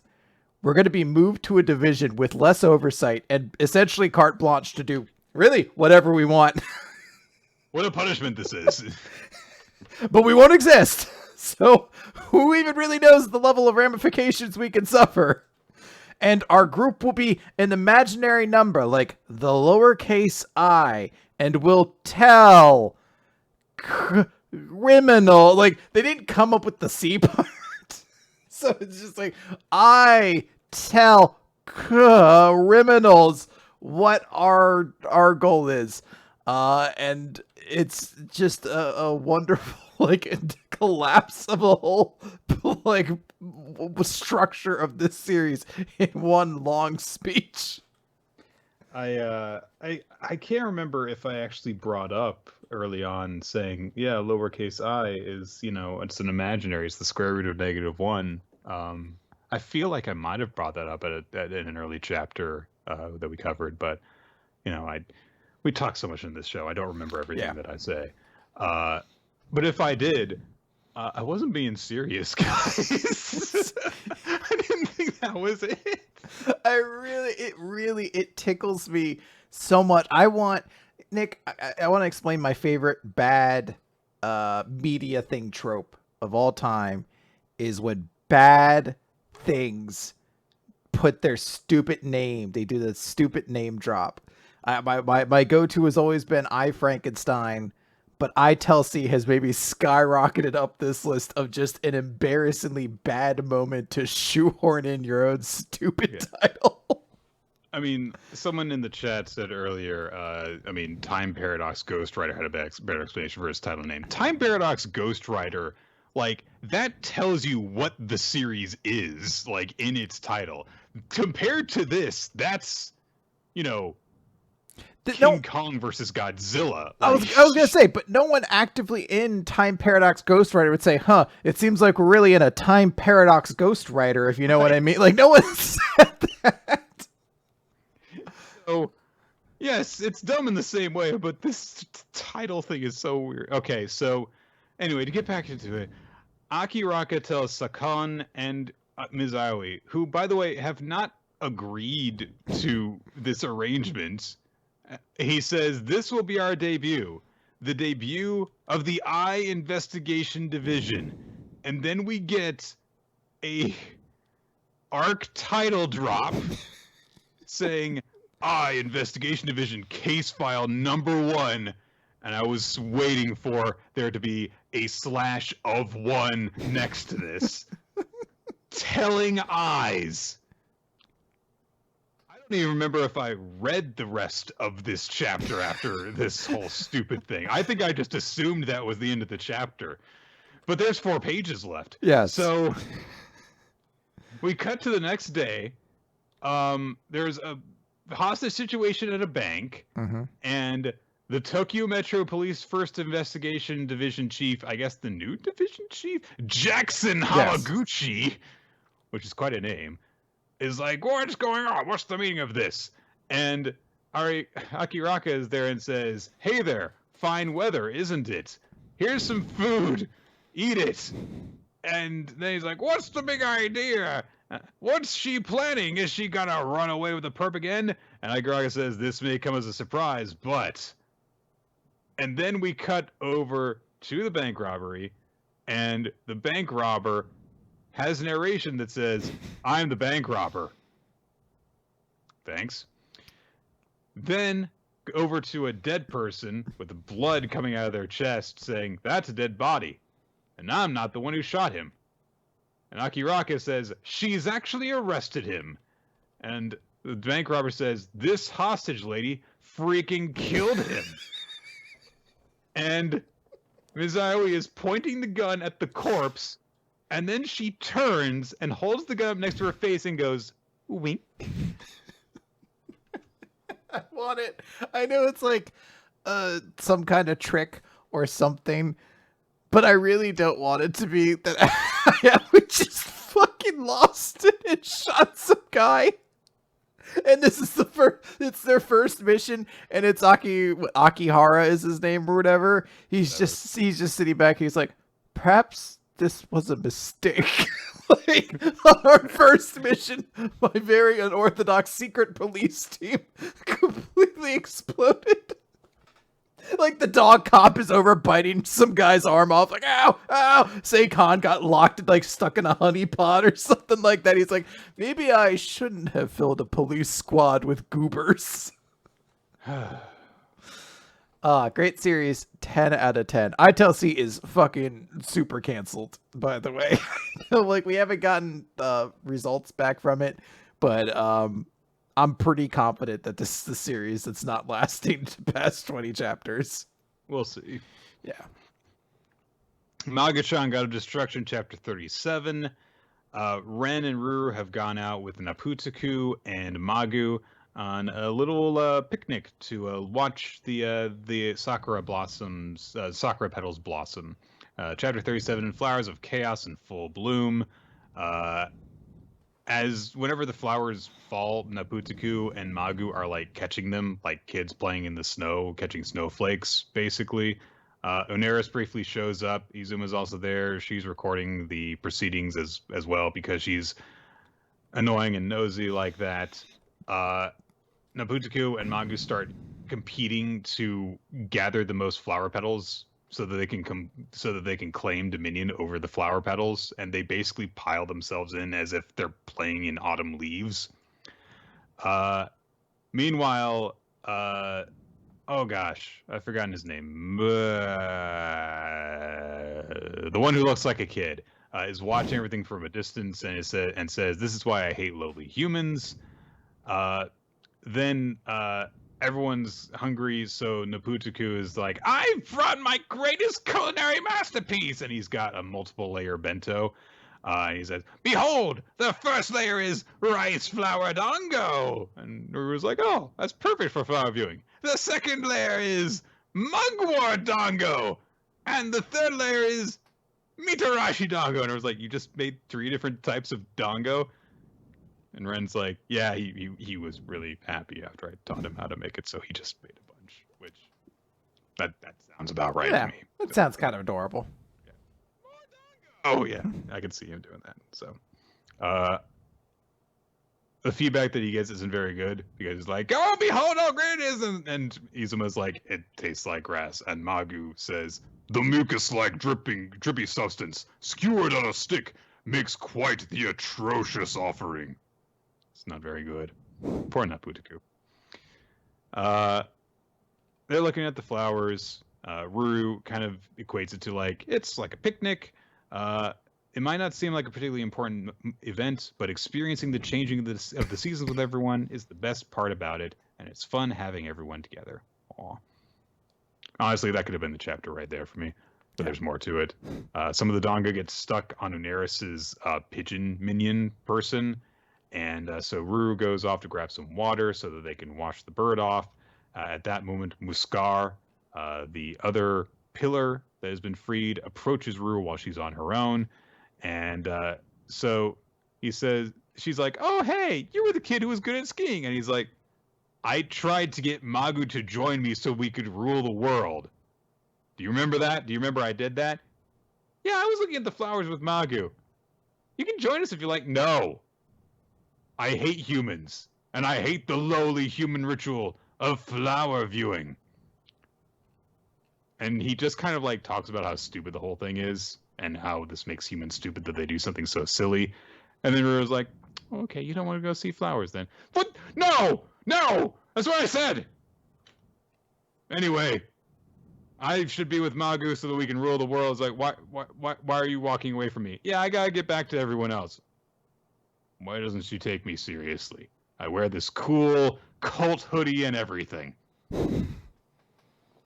So he decides to ruin the flower viewing by whipping up a storm, a literal storm, and blowing a bunch of stuff away. And he's like, "You are worthless. Everyday lives are as fleeting as these flowers." And a tornado starts to strip the flower petals off of the trees. It's going so strong that even some of the smaller members of their crew are starting to get taken up by the tornado. And Muskar says, "If you want me to stop the wind, unleash your destruction, Magu-manuaku. But if the others witness your power, they'll probably become consumed with fear." Magu, meanwhile, is very light, so he's being blown around in the wind. So he says he has an idea, and he says, "Grant me offerings," to Ruru. So she tosses all the dango to Magu, who eats it, and then he explodes into a bunch of morphollaxes, which form new tree blossom flowers. Kind of. Yeah. There's a giant leafy Magu on the trees now, essentially. And Muskar thinks that this is really weird, and he has no idea why everyone's reacting to it so positively. And he's really upset with Ruru for causing all of this and for changing Magu. And yeah, that's about it. Ren asks, like, "Wait a minute, you ran into that evil god from before, Ruru? Are you okay? What was he like?" "Oh, well, he's a straight man character." Ba-da-ba-da-ba-bum. "Hey, So, not a huge fan of this chapter, I'm guessing. It's okay. Yeah, I it's just don't fine. have very strong feelings about it. So. Yeah. I feel quite the same. I do like the creativity of Magu becoming a giant cherry blossom tree and being like, everyone worship me now. Like, that was kind of like a cute, funny thing. But then I thought it kind of had a lot of the punch taken out of it by the line of like, oh, Muscar is just a straight man character. Like, I got that, but saying it out loud, I think, is the wrong way to execute that character. Let's go on to Nine Dragons Ball Parade, Chapter 7, A New Step. So, they have... Put those balls in me. That's everything needs an opening, right? Ryudo has just asked Tsurugi to reconsider his decision to not play baseball by offering to, help him around the shop and stuff like that. And he says part of baseball is that we all share each other's burdens. What a precious boy. And Azukita and Karin are both like, oh yeah, we can help you out too. If we all work together, you'll have time for baseball. So Tsurugi is moved by this, and they're like, why would you do that? And they say, obviously, we really, really want to play baseball with you. And if that's all it takes, it's a small price to pay. So Tsurugi thanks them and says, well, I'm not worthy, but I will channel this gratitude into my batting. To get Kokuryu's-on to Koshien, that's a promise. And we get this big old graphic saying, new Nine Dragons member Yoshitaka Tsurugi. With all of his, positions and characteristics and stuff listed. As there's a really cool visual with like they're like post-its getting posted onto a big board that have their faces on them. It's very, very charming. Mm-hmm. So the next morning comes. It's still dark out. Is how early it is when they go to help out at the shop. Tsurugi is actually surprised to see them there because like, oh wow, you guys kept your word.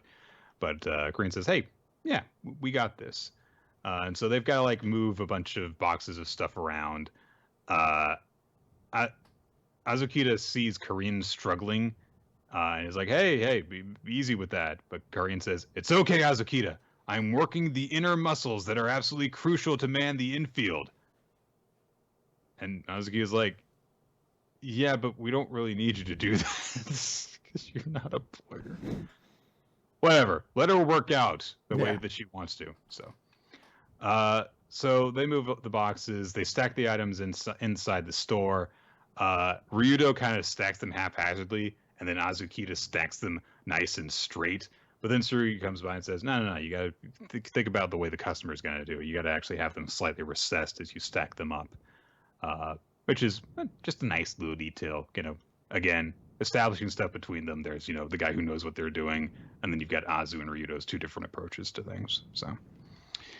After they've moved everything, everyone takes a little bit of a break, and then Azu says, "Okay, hey, I've got a schedule. So in the morning we can help out, use the extra time to practice, and then we can take turns staffing the shop and all this stuff." And Ryudo's like, "You arranged this schedule in one night?" And Azu says, "It was fun, because he's a nerd," and I love that.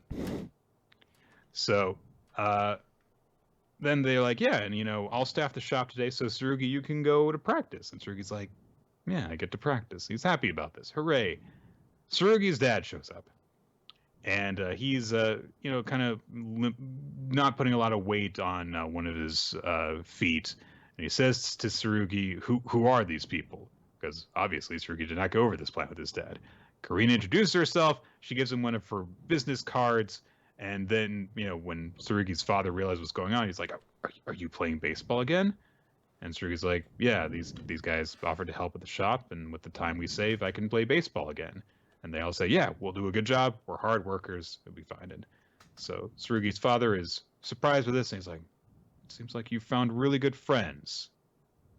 So what the hell are you thinking, you idiots?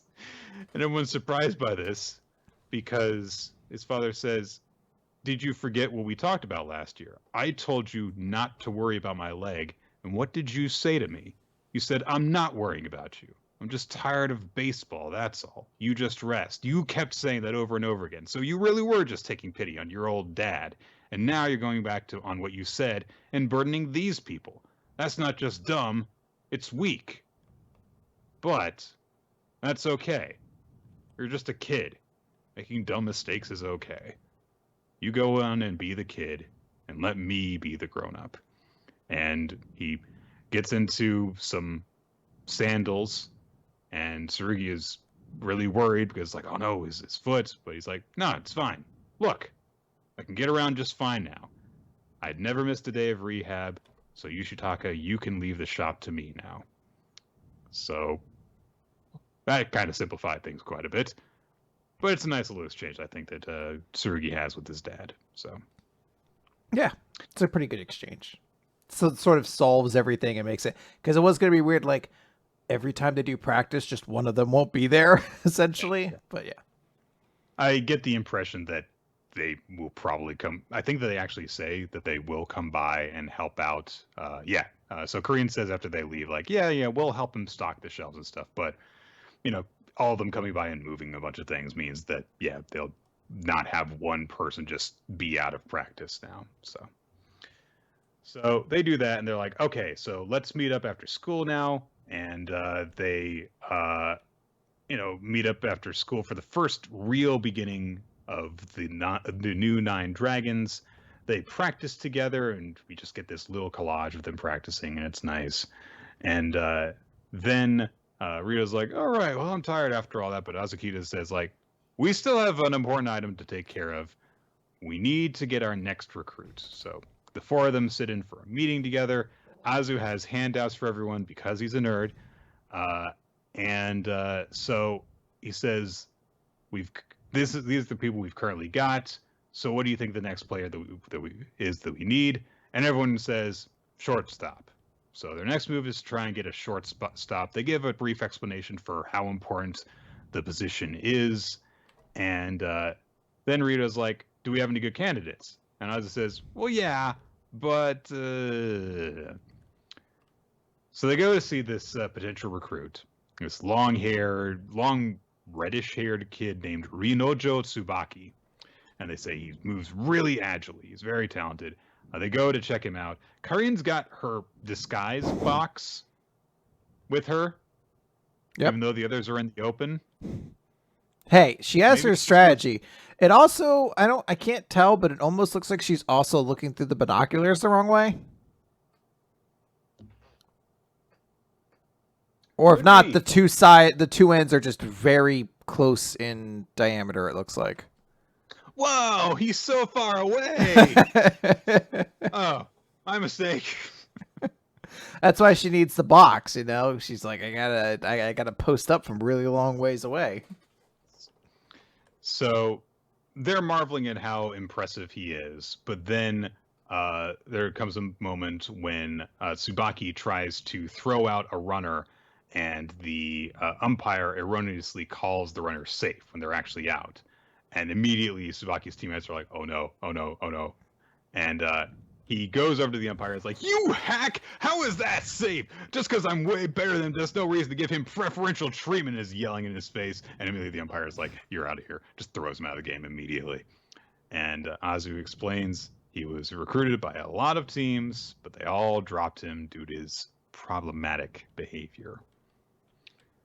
So this will be the next challenge that they have to overcome. I imagine that convincing Tsubaki to play with them won't actually be that difficult. It'll be a matter of, we need this guy to, not get himself thrown out of games. Yeah. So I actually like this a lot because I mentioned before that was like, I'm more interested to see that they don't all have like, sad social life or home life situations that mean they can't do it, and more just like, look, this guy's not picked up by another team because he's really obnoxious and frustrating and could potentially cost your team the game or something like that because you might just get thrown out. So I do like that we're getting a different sort of player here. This player is also probably supposed to be a lot of the comic relief of the series. If I recall, he's the only other member of the team that actually showed up on the introduction cover page. So I think there's a lot probably riding on this character. That would make sense if he would be one of the more prominent members of the team if that were the case. Yeah, I am trying to pull up the first chapter. And yep, he was. Yeah, so this is everyone who was we've now met everyone who was on that 2-page splash. So Yeah. anyway, let's move on. Mashle, Nick. Mashle. Magic and muscles. Magic and muscles. Magic and muscles. Chapter 56. Mash, Burn Dead, and the Visionary of Fire. So Fire! I had to remind myself who this was. This is Kaldo Gehenna, the Fire Cane on the cover spread. This is the we met him back when we were kind of introduced to all the different canes and everything like that back when Mash was under his trial. I did not remember when I first saw him, so that's always a good sign. But we start the chapter with Margaret basically kind of being intimidating, saying, "I'm looking forward to the next test." And Mash is like has a moment, like a little effect goes off. Everyone's like, "Mash, what's wrong?" Mash is like, "Mike is warning me." Finn's like, "Mike? Oh, your pectoral muscle." So yeah, a little build up to the idea. What a good friend Finn is. He remembers what Mash calls his muscles. So we cut over to Wahlberg and then Gehenna, who's over there, and it's just like, this is probably where the winning streak is going to come to an end, because the only reason Rain became a visionary in his second year is because Margaret did not choose to participate. I have to examine everybody, and in my opinion, the surest candidate for Divine Visionary is Margaret Macaron. I witnessed, his performance, and his secondeth is truly. And Wahlberg just goes, "It's not true." And again, it was just like, you were agreeing with me under normal circumstances, is that right? He's like, "You really have a lot riding on this boy. I have yet to see what makes him worthy of drawing so many eyes." And he thinks Macaron is a fitting candidate for Divine Visionary. I doubt Mushroom Head has the power to compete. The difference between them is too great. And we cut over to one of the waiting rooms where Margaret is just sitting. And I don't know, I think this is Tomato Moore or something like that. It's just like, "Mushroom Head made a fool of me in the first round. He'll pay for that. Hey, you need any help, Margaret? I could sneak in like a laxative into Mashle's drink or something like that, and then show him who's boss." And immediately, like with a flick of his finger, Margaret sends him spiraling across the room. And he just says, "Next time you try to spoil this for me, I'll kill you." Got it? People are saying that's not more Tomato, so I feel bad. I couldn't remember which goofy. And his name's not worth remembering. Yeah, guys. Come on. Need to have one. And then Margaret says, "That goes for you too, Order Maddle." And we see Order is there. And he just says, "All right, well, do the job, and I'll stay quiet." So we had a little bit of an intimidating thing there, and cool things. Then we get we cut over to another waiting room where Mash is hanging out, and he has a spotlight on him, and he's just started talking to the camera, and he says, "Why do I train so hard, you ask? Originally, it was my pops who got me started. It was hard work and tiring. I hated it. But despite all my complaints, I kept adding weights. Now, I take pride in myself. So you want to know why I lift dumbbells? It's because they're there." And then it cuts over, and Dot is playing a violin. And Mash just continues, "Why do humans have arms? So we can lift dumbbells. Why do we have legs? So we can deadlift dumbbells." He's saying this to nobody. It's just the two of them. It cuts over. Fucking Lemon's doing the same thing. She says, "Why?" Finn says no one is listening to Mash talk. He's just talking to himself. It cuts over. Lemon's there. She's doing the same thing, explaining, "Why am I an emotional burden, you ask? I never wanted to be one, but he overcame my whole world, my happiness and sorrow. That's how I found myself embracing my role as a dependent. So why am I a burden? Because he's there." And Finn's just like, "This is stupid." And then Lemon and Dot reenact the box art to La La Land for him to be like, "Could you love me?" And she's like, "No." And Dot is upset, and Ash's alarm goes off, and he's like, "Time for protein." Wind up clock. It goes off. He's like, "Time for protein." And When you physically describe this scene out loud, it sounds fucking insane. Because it leads to nothing. The chapter just ends with Gehenna showing up and having a conversation with him. We just got like 4 different pages of characters being really, really stupid. Well, Finn goes, why am I friends with these people? Oh, man. So Gehenna shows up. It's like, hey, you caught my interest. You want to play a little game? Mash says, no, I'm on a break. And they're like, look, I'm the head of Magic Talents Administration. I mean, everyone joining the Bureau gets expected to be. And if I don't like what I see, then you might not get to be Divine Visionary. So I'm just the head of Talent Relation. Mash is like, okay, I'll do it. I'll play. And they're like, all right, well, what's the game without a prize? If you beat me, I'll grant you a pass on this test. Wow, sweet, free pass. So what game are we playing? You look, you lose. And Mash is just like, that game is fine by me. And we see him just like spin, like cartwheeling his fingers around, essentially. And that's how the chapter ends. Mash is getting warmed up for a very high stakes game of you look, you lose. I find it refreshing that Mash did not say, no, I want a fair fight like everyone else. He's like, yeah, okay, let's do it. I want that pass on this test. Like, look, my ability to be accepted by society at large is at stake. I will take any advantage I can get, sure. Oh, man. This is a fun chapter. It's very weird, but there's a lot of cool bits in it. I think that Mashal, despite having, fun action and weird out there jokes, is at its strongest when it just has weird character moments. Not just the funny ones. I really like the bit as well with Macaron, who, despite being the villain of this arc, at least the foremost villain, has that, no, I want to win under my own strength side to him. It's nice to have that in conjunction with his ruthlessness to really let you know what he's about. Yeah, I thought that was a really cool moment. It's kind of a nice honorable character to a certain extent. Again, we kind of get a little bit more of like the post build up lore to be like, okay, I know we showed Rain looking super cool using his Bankai and everything, but we need to reestablish that wasn't a way to make Margaret look bad. It's actually more important to get, to reestablish Margaret actually might be the stronger of the two of them, just doesn't have the fucking Bankai yet. I also just like it's a little frustrating, but I kind of like the earnestness of Lemon basically saying, I'm an emotionally worthless, or not emotionally worthless, but I'm a worthless character to this story who's only here to be dependent on Mash. And it's just like, cool. Just be on Front Street with it. You're just girl character in this series. That's a little frustrating, but at least you're one of the people telling it like it is, I guess.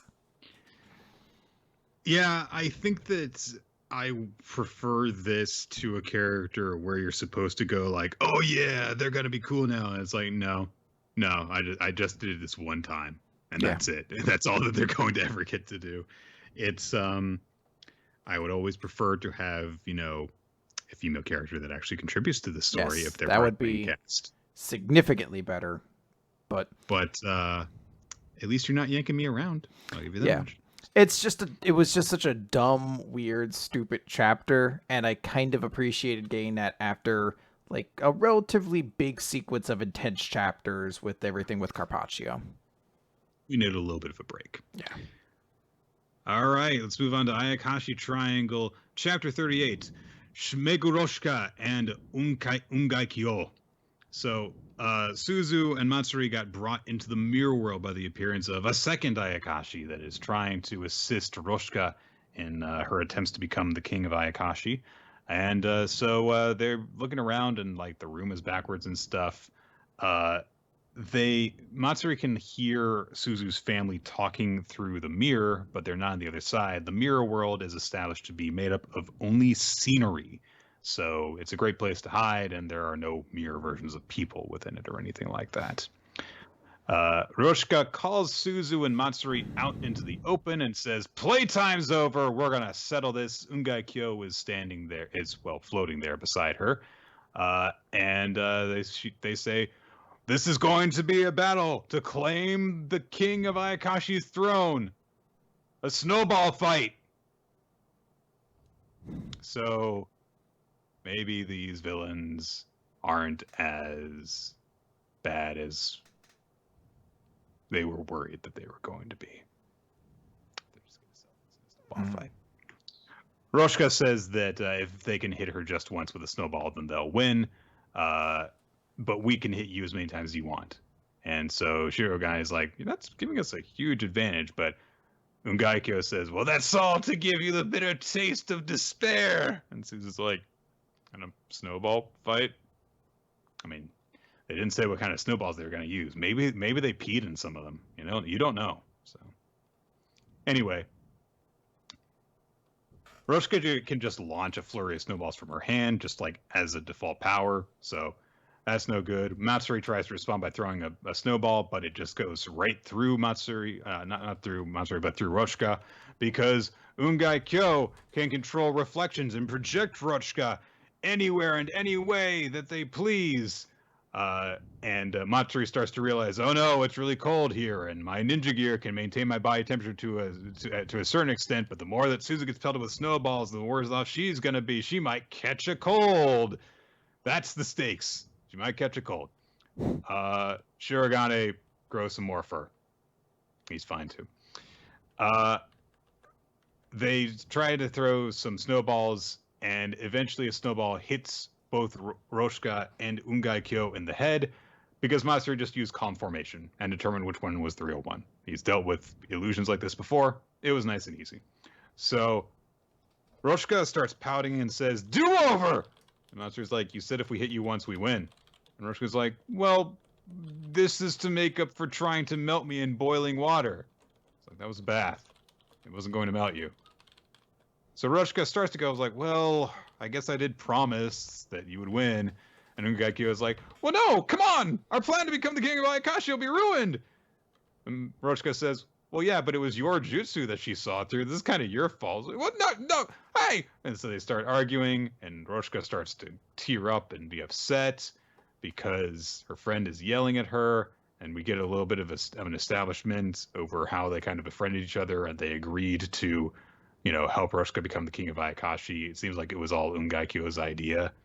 And now Roshka's upset. So she grows ice horns and summons a giant deer demon golem of ice. And she's upset at Ungai Kyo, so she's going to attack them with it. And it starts wrecking the mirror universe scenery and stuff. Ungai Kyo is like, oh no, help me, Shirogane. And Shirogane is like, fuck you! Everything's going to be okay no matter how much of the mirror world gets destroyed. But Shirogane explains that girl has a lot of power, but she can't control it. If she continues this rampage, she might use up her Ayakashi energy and disappear. And Suzu's ass is very upset about this and says, we need to stop her, Matsuri. It's fucking shameless. Like, every so often there are panels in this series where you're just like, good God. Like, hours were spent detailing how, like, it's a little nauseating, to be honest, at points. I'm just kind of worried about how uncomfortable she must be in that. Yeah, I mean, I actually think she might have had like a medical procedure done to replace the upper part of her legs and like pelvis area with bike shorts. There's no actual skin or anything like that anymore. That is just her physical like outer layer at this point. It's just plastic modeling now. Yeah. So, it's time for Suzu to be inspirational. She says, I want to help. Matsuri says it's too dangerous, but Suzu says, I'm happy that you protect me, but if I keep relying on you, I won't grow. And I get it now. She's an Ayakashi, but at heart, she's like a little girl. She's like a little girl, which is why it was important we see that her clothes can be melted off, because she's like a little girl.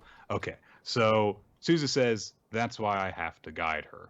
After all, I'm the king of Ayakashi. And she gets a cool back-to-back pose with Matsuri. And so they're going to go and try and stop Roshka for her own safety. So that's the end of the chapter. Yep. It is a chapter. Yep. It's further establishing a couple of characters that are almost certainly going to become recurring characters after this. So, all right, Nick, let's talk about Black Clover page 287, Day of Atonement. Real quick, mention the 2-page color spread, which I actually like quite a lot. I think this nice. I think this color scheme actually makes Asta's devil form look significantly cooler. Kind of has like a red eyes black dragon thing kind of going on that I like.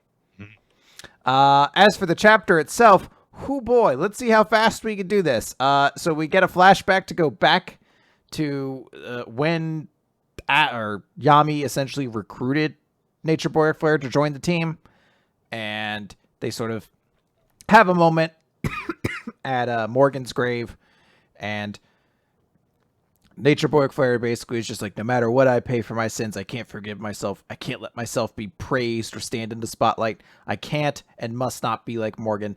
I'll destroy evil from within the shadows until I die. So dark. He's very edgy. He surpasses his limits and activates 2 devil unions at the same time. 2 types of magic at the same time. Oh, I don't think anyone can do that in this series, so it's a pretty big deal, Nick. Basically, he says, like, all right, I'm going to cast a spell that's going to unlock you. I'm going to cast a spell on the same level as a supreme demon, sacrificing myself. I'll lock you inside a world of shadows, the monument of atonement. Come play an endless game of tag with me. And they get stuck inside this book, and then there's like a seal on the ground, and then it just explodes, and he's like, ah, shit, I suck. And there will be no escaping from this prison. Oh no, they escaped from the prison. They just say like, hey, we have generic devil fire magic and ice magic. It's very, very strong. And you have this moment of Nature Boy Flare being like, even shadow and light and even invisible concepts. And then Asta shows up and slashes them, and that's kind of the end of the chapter. As Asta's like, what are you doing to our vice captain? Anti-magic. It's the one thing that beats everything. What? But my fire magic / ice magic can burn / freeze everything. Not mine. Not if I just hit you with my sword first. Yeah. It's a good thing all of my power base is built around getting specifically as close to you as possible to do it immediately. Yep. So all that happened. Yeah, you know what? Instead of me telling you about how I felt about this chapter of Black Clover, go to a previous episode. Not one of the ones from last year, but, this year or, 2019 or before. And play my reaction to any Black Clover chapter, and it'll tell you why I didn't like this. It's for reasons that I've said over and over again, and honestly, I didn't dislike it enough to even really go into detail about it. It's just, I didn't really care for it. That's it. Mm-hmm. Yeah, that's pretty much it. Yeah. One Piece, Chapter 1008, Leader of the Atamayama Thieves Brigade, Ashura Doji. Last time we were left with, oh my gosh, Odin has appeared before the Akazaya 9. How could this possibly be? It's not really Odin. That's how. Although we do have some kind of tugging moments of the Akazaya really do want to believe it's Odin. Almost all of them do. The only one who doesn't seem to believe it, as they're all tearing up and saying, yes, we'll join you, Lord Odin, is Ashura, who doesn't believe it and says he's got to be a fake. And everyone's like, come on, he's right here. And Raizo says, yeah, remember what Lady Toki said, Kinemon. But Kinemon, mankind cannot return them to the past. But Kinemon says, Lady Toki had the power to go into the future, but Lord Odin died that day. If he were to travel to the future, that truth would never change. But, and as Kinemon is starting to protest, he's turned away from Odin, who draws his sword. And Ashura says, I know how you feel, but you have to open your eyes, Kinemon! And he punches Kinemon in the face to get him out of the way. and slashes Odin's cheek. And when he slashes it, it peels away and leaves a little gap in his cheek with no blood. And after that, the fake Odin stabs Ashura right through the center of his body. And Ashura says, "We all feel the same way. We all wanted it to be him." And, of course, it's been summoned by Kandro, the only person who knew Odin's presence and mannerisms enough to be able to recreate them accurately. And so the Odin double goes, "No, don't be stupid. I am Odin," after having, just stabbed one of his closest allies through the torso. "Oh, yeah, I'm Odin, guys. Come on." Come on. Kiku apologized to Ashura for failing to finish off Kandro at the battle before, and Ashura says, "I don't blame you. No one dies in One Piece." No, I don't blame you. He was our friend. So I was like, yeah, I get that. You don't want to kill your friend even if they betray you because you hold on to the good feelings. So they demand to know where Kandro's body is, but Kandro says through the fake Odin, "Controlling it remotely saps so much strength, and I am deeply wounded. I expect I will die in this battle. But I will die having pierced the very heart of the Kozuki clan as Kurozumi Kandro." And they realize that Momonosuke is in danger. So they also God, what is his name? Kappa Boy. What, Kawamatsu. Kawamatsu. So he says that he remembers a voice saying that Lord Momonosuke was with the Kunoichi because there's been the thing spying on them, and of course the voice went out through all of them, passing information along. So presumably while they were, half conscious, that's when Kawamatsu heard it. So they start thinking like, okay, so Momonosuke must be with Shinobu, so we can send a message to warn her. And as they're discussing this, the fake Odin lights a match and lights some freaking dynamite tied to his torso underneath his kimono. And a couple of the Akazaya realize this as Odin rushes in to clash with them and says, "Hey, come on! Don't hunt down it would be tasteless to hunt down a dying man. Stay here and fight with me." So Ashura takes a breath and gets up and bull rushes the fake Odin and says, "The rest of you, get out of here! Go, stop Kandro!" And he tackles Odin through the window, and the fake Odin tries to stab him to get away, and Ashura says, "Never defile Kozuki Odin again," as the dynamite goes off and explodes with Ashura right in front of it. And also the blast is powerful enough that even the people that are in... But once they pick themselves up, Kinemon's very pissed now, and he rushes off shouting Kandro's name. Kandro, meanwhile, is somewhere nearby, in fact. And he says, "Become Kozuki, bring down Kozuki, then die. It is the greatest final act my entire life. A beautiful and poignant drama." He's weird. Also, Jack's there. Jack has arrived. He's very cool. And so he's done that. He's trampled over a few of the minks along the way. So at that moment, Dogstorm says to Raizo and Cat Viper to hurry on ahead. He's going to handle Jack himself. And Jack's like, "Oh, you're going to stop me on your own?"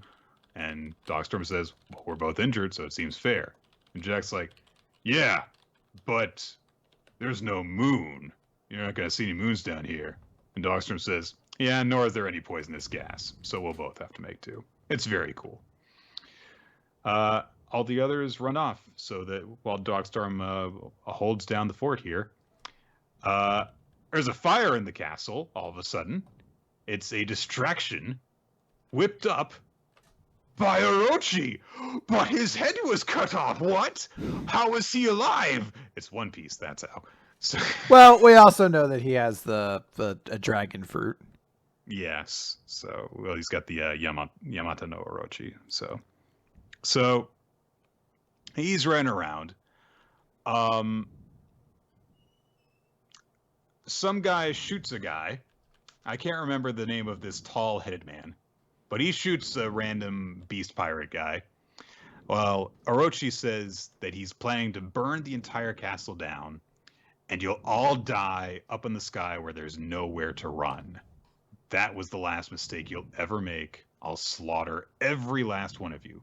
So, he's acting about the same as he was before. We cut over to Team Momonosuke, and Momonosuke has calmed down after transforming into his dragon form, which apparently was done because he was stressed. And Yamato comments, "I wonder if your power works like my father's. If only I could turn into a monster like him, it would be such a help to everyone." Which, oh no, that's Momonosuke saying this. If only I could turn into a big dragon, I could be helpful. Then Yamato says, "I hope Luffy's all right. I want a chance to beat Kaido too, since I'm Odin." Yes, you are, Yamato. Yes. So, then,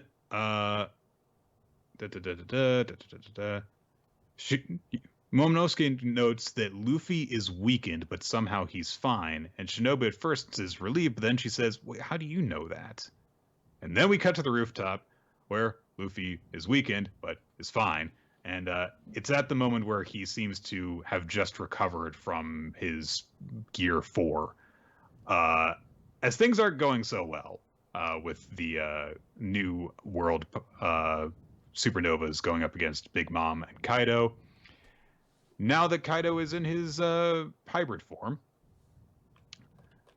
everyone's like, "How are we supposed to beat them? Our attacks can't do anything." But Luffy says, no, they're working. All these attacks have got to have some effect. They're just as human as we are. He tries to launch into an attack and then just gets knocked back into a wall, which apparently has happened like multiple times in a row. So he's literally bouncing back from getting smashed into it. So they're thinking about what they should do, and Law proposes that they peel Kaido and Big Mom apart from each other, because with the two of them side by side, it looks like we're in hell. And Kaido's all scaly now. Yep, we see his half dragon form. Yes, and that's about it. That's the chapter. We just get to see him standing alongside Big Mom, and Kaido and Luffy exchange some fighting words, and that's about it. So. Yeah. This is a pretty underwhelming chapter of One Piece, at least in my mind. Not a whole lot happens, at least not a whole lot that seems like we're progressing the story forward at all. It's a lot of stuff like, Orochi's still alive, and it's like, yeah, all the foreshadowing suggested he was still alive. Like, we see Kaido's new form. Like, yeah, I know that's how the last chapter ended with this fight, was we were going to see Kaido's new form. Kanjuro's alive. Like, that's kind of disappointing. It was actually a little bit more satisfying that he just got kind of killed like a dog, or taken out like a dog by Okiku, who was just like, "You're not actually the real fucking issue here. It's Kaido." And they just fucking smoked him going to that. So this just kind of felt like a chapter where I was like, just really didn't feel like anything particularly happened. But Dogstorm and Jack are gonna fight. Look, match of the century. I mean, I'm sure someone will come in, and that is actually the best part of the chapter, is just like Dogstorm being like, or Kaido or Jack being like, "There's no moons down here," and Dogstorm be like, "Yeah, there's not any poisonous gas here either, so I guess we're both gonna have to make do." And it's like, shit, that's a fucking pretty good burn. I do like that. Yeah, I did think that Dogstorm saying that was probably the highlight of this. Honestly, the whole thing with Ashura's big sacrifice, which I'm sure he's fine, didn't actually have that big of an effect on me, because there's been a lot of characters introduced in this arc of One Piece, and some of them have had much bigger emotional impacts than others. I talked a few chapters ago about how, like, oh hey, I really like Otoko, and how she's getting involved in this again, because we were given time to connect with her, get to know how she relates to some of the other players and all of this, and also just like get to know where she's coming from and why this matters to her. Ashura, well, he was one of the samurai, and then he was a bandit guy, and they recruited him. Yay. Okay. I mean, look, so I get it. One Piece has had a kind of attitude towards it, I would say, at least since Dressrosa, that like side characters are particularly kind of important in these sorts of things. And I think the fight with Cryos kind of established like, all right, One Piece is willing to kind of let its major characters sit to the side to tell a more personal story, kind of connected to the arc and everything like that. Um, and it's not even an issue there because I know my joke and the joke a lot of people use. He's gonna come back. He might not. Pedro died, but at the same time, fucking Pound didn't. So I don't know which category Ashura Doji is going to fall into. Maybe he'll look dead, and then there'll be a cover page where he's opened up a fucking petting zoo for kangaroos on some random island. Like it could be anything. So I don't really know. It comes down to this level that what do I care about watching the Akazaki 9 do right now? And I'll be honest, I thought their combined efforts to try to defeat Kaido was the most interesting thing about them. And that was kind of like seeing that they all together were able to almost scar Kaido was that cool moment. And now it's a case of like, all right, what's gonna really kind of what do they have to do to the story right now? Because I don't think they're going to fight Jack. I mean, maybe they will, but I kind of thought the coolest things they could have done, they did, and now I don't really know why we're still involving them in Conjure and everything like that. Yeah, it's a little bit weird. Maybe we'll have a different appreciation for it when we're looking back on this even a couple months from now. Yeah. But it can be frustrating to, be reading along in a story and you get to a point where it's like, well, I don't really see where this is going to lead. And so when you have that and you're supposed to be like kind of excited for what's going to happen next, if then you don't really know, then it's like, well, I can't really be excited for that. Yeah. So.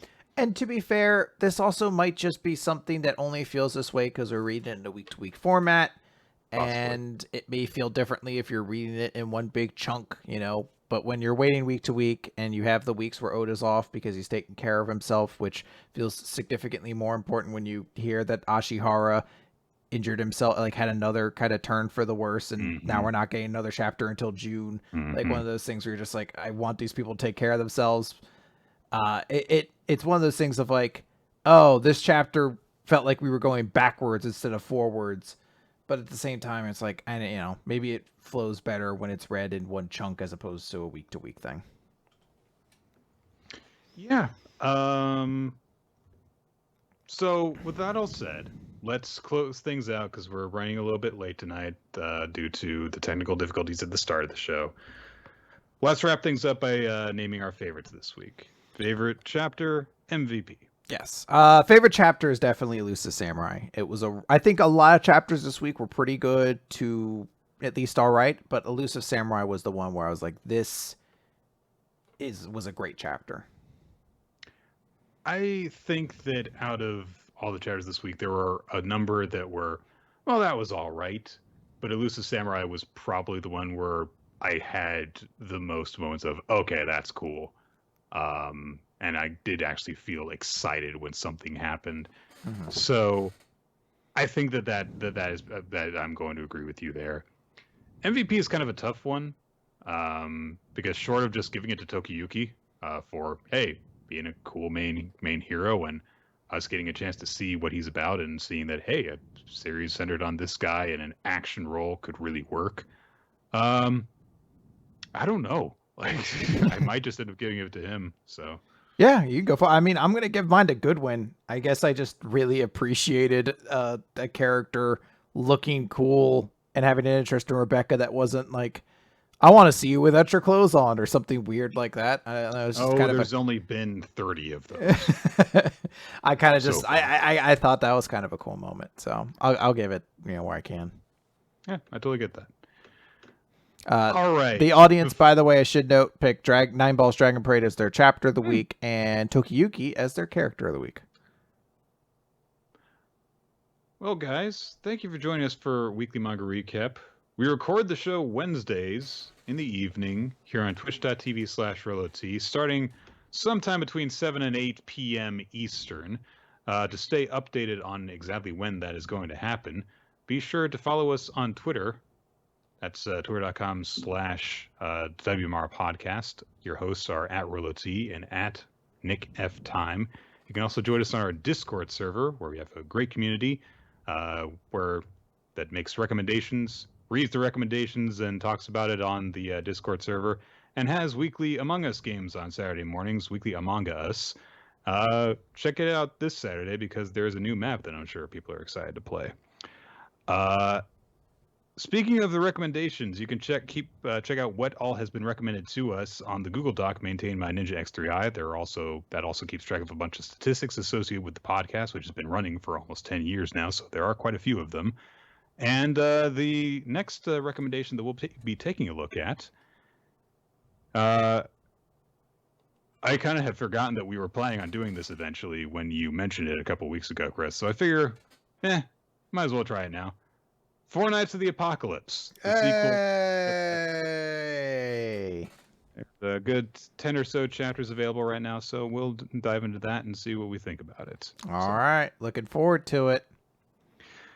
Special thanks to those of you who support us on Patreon. We love creating bonus content for you guys to enjoy. Patreon.com/weeklymangarecap.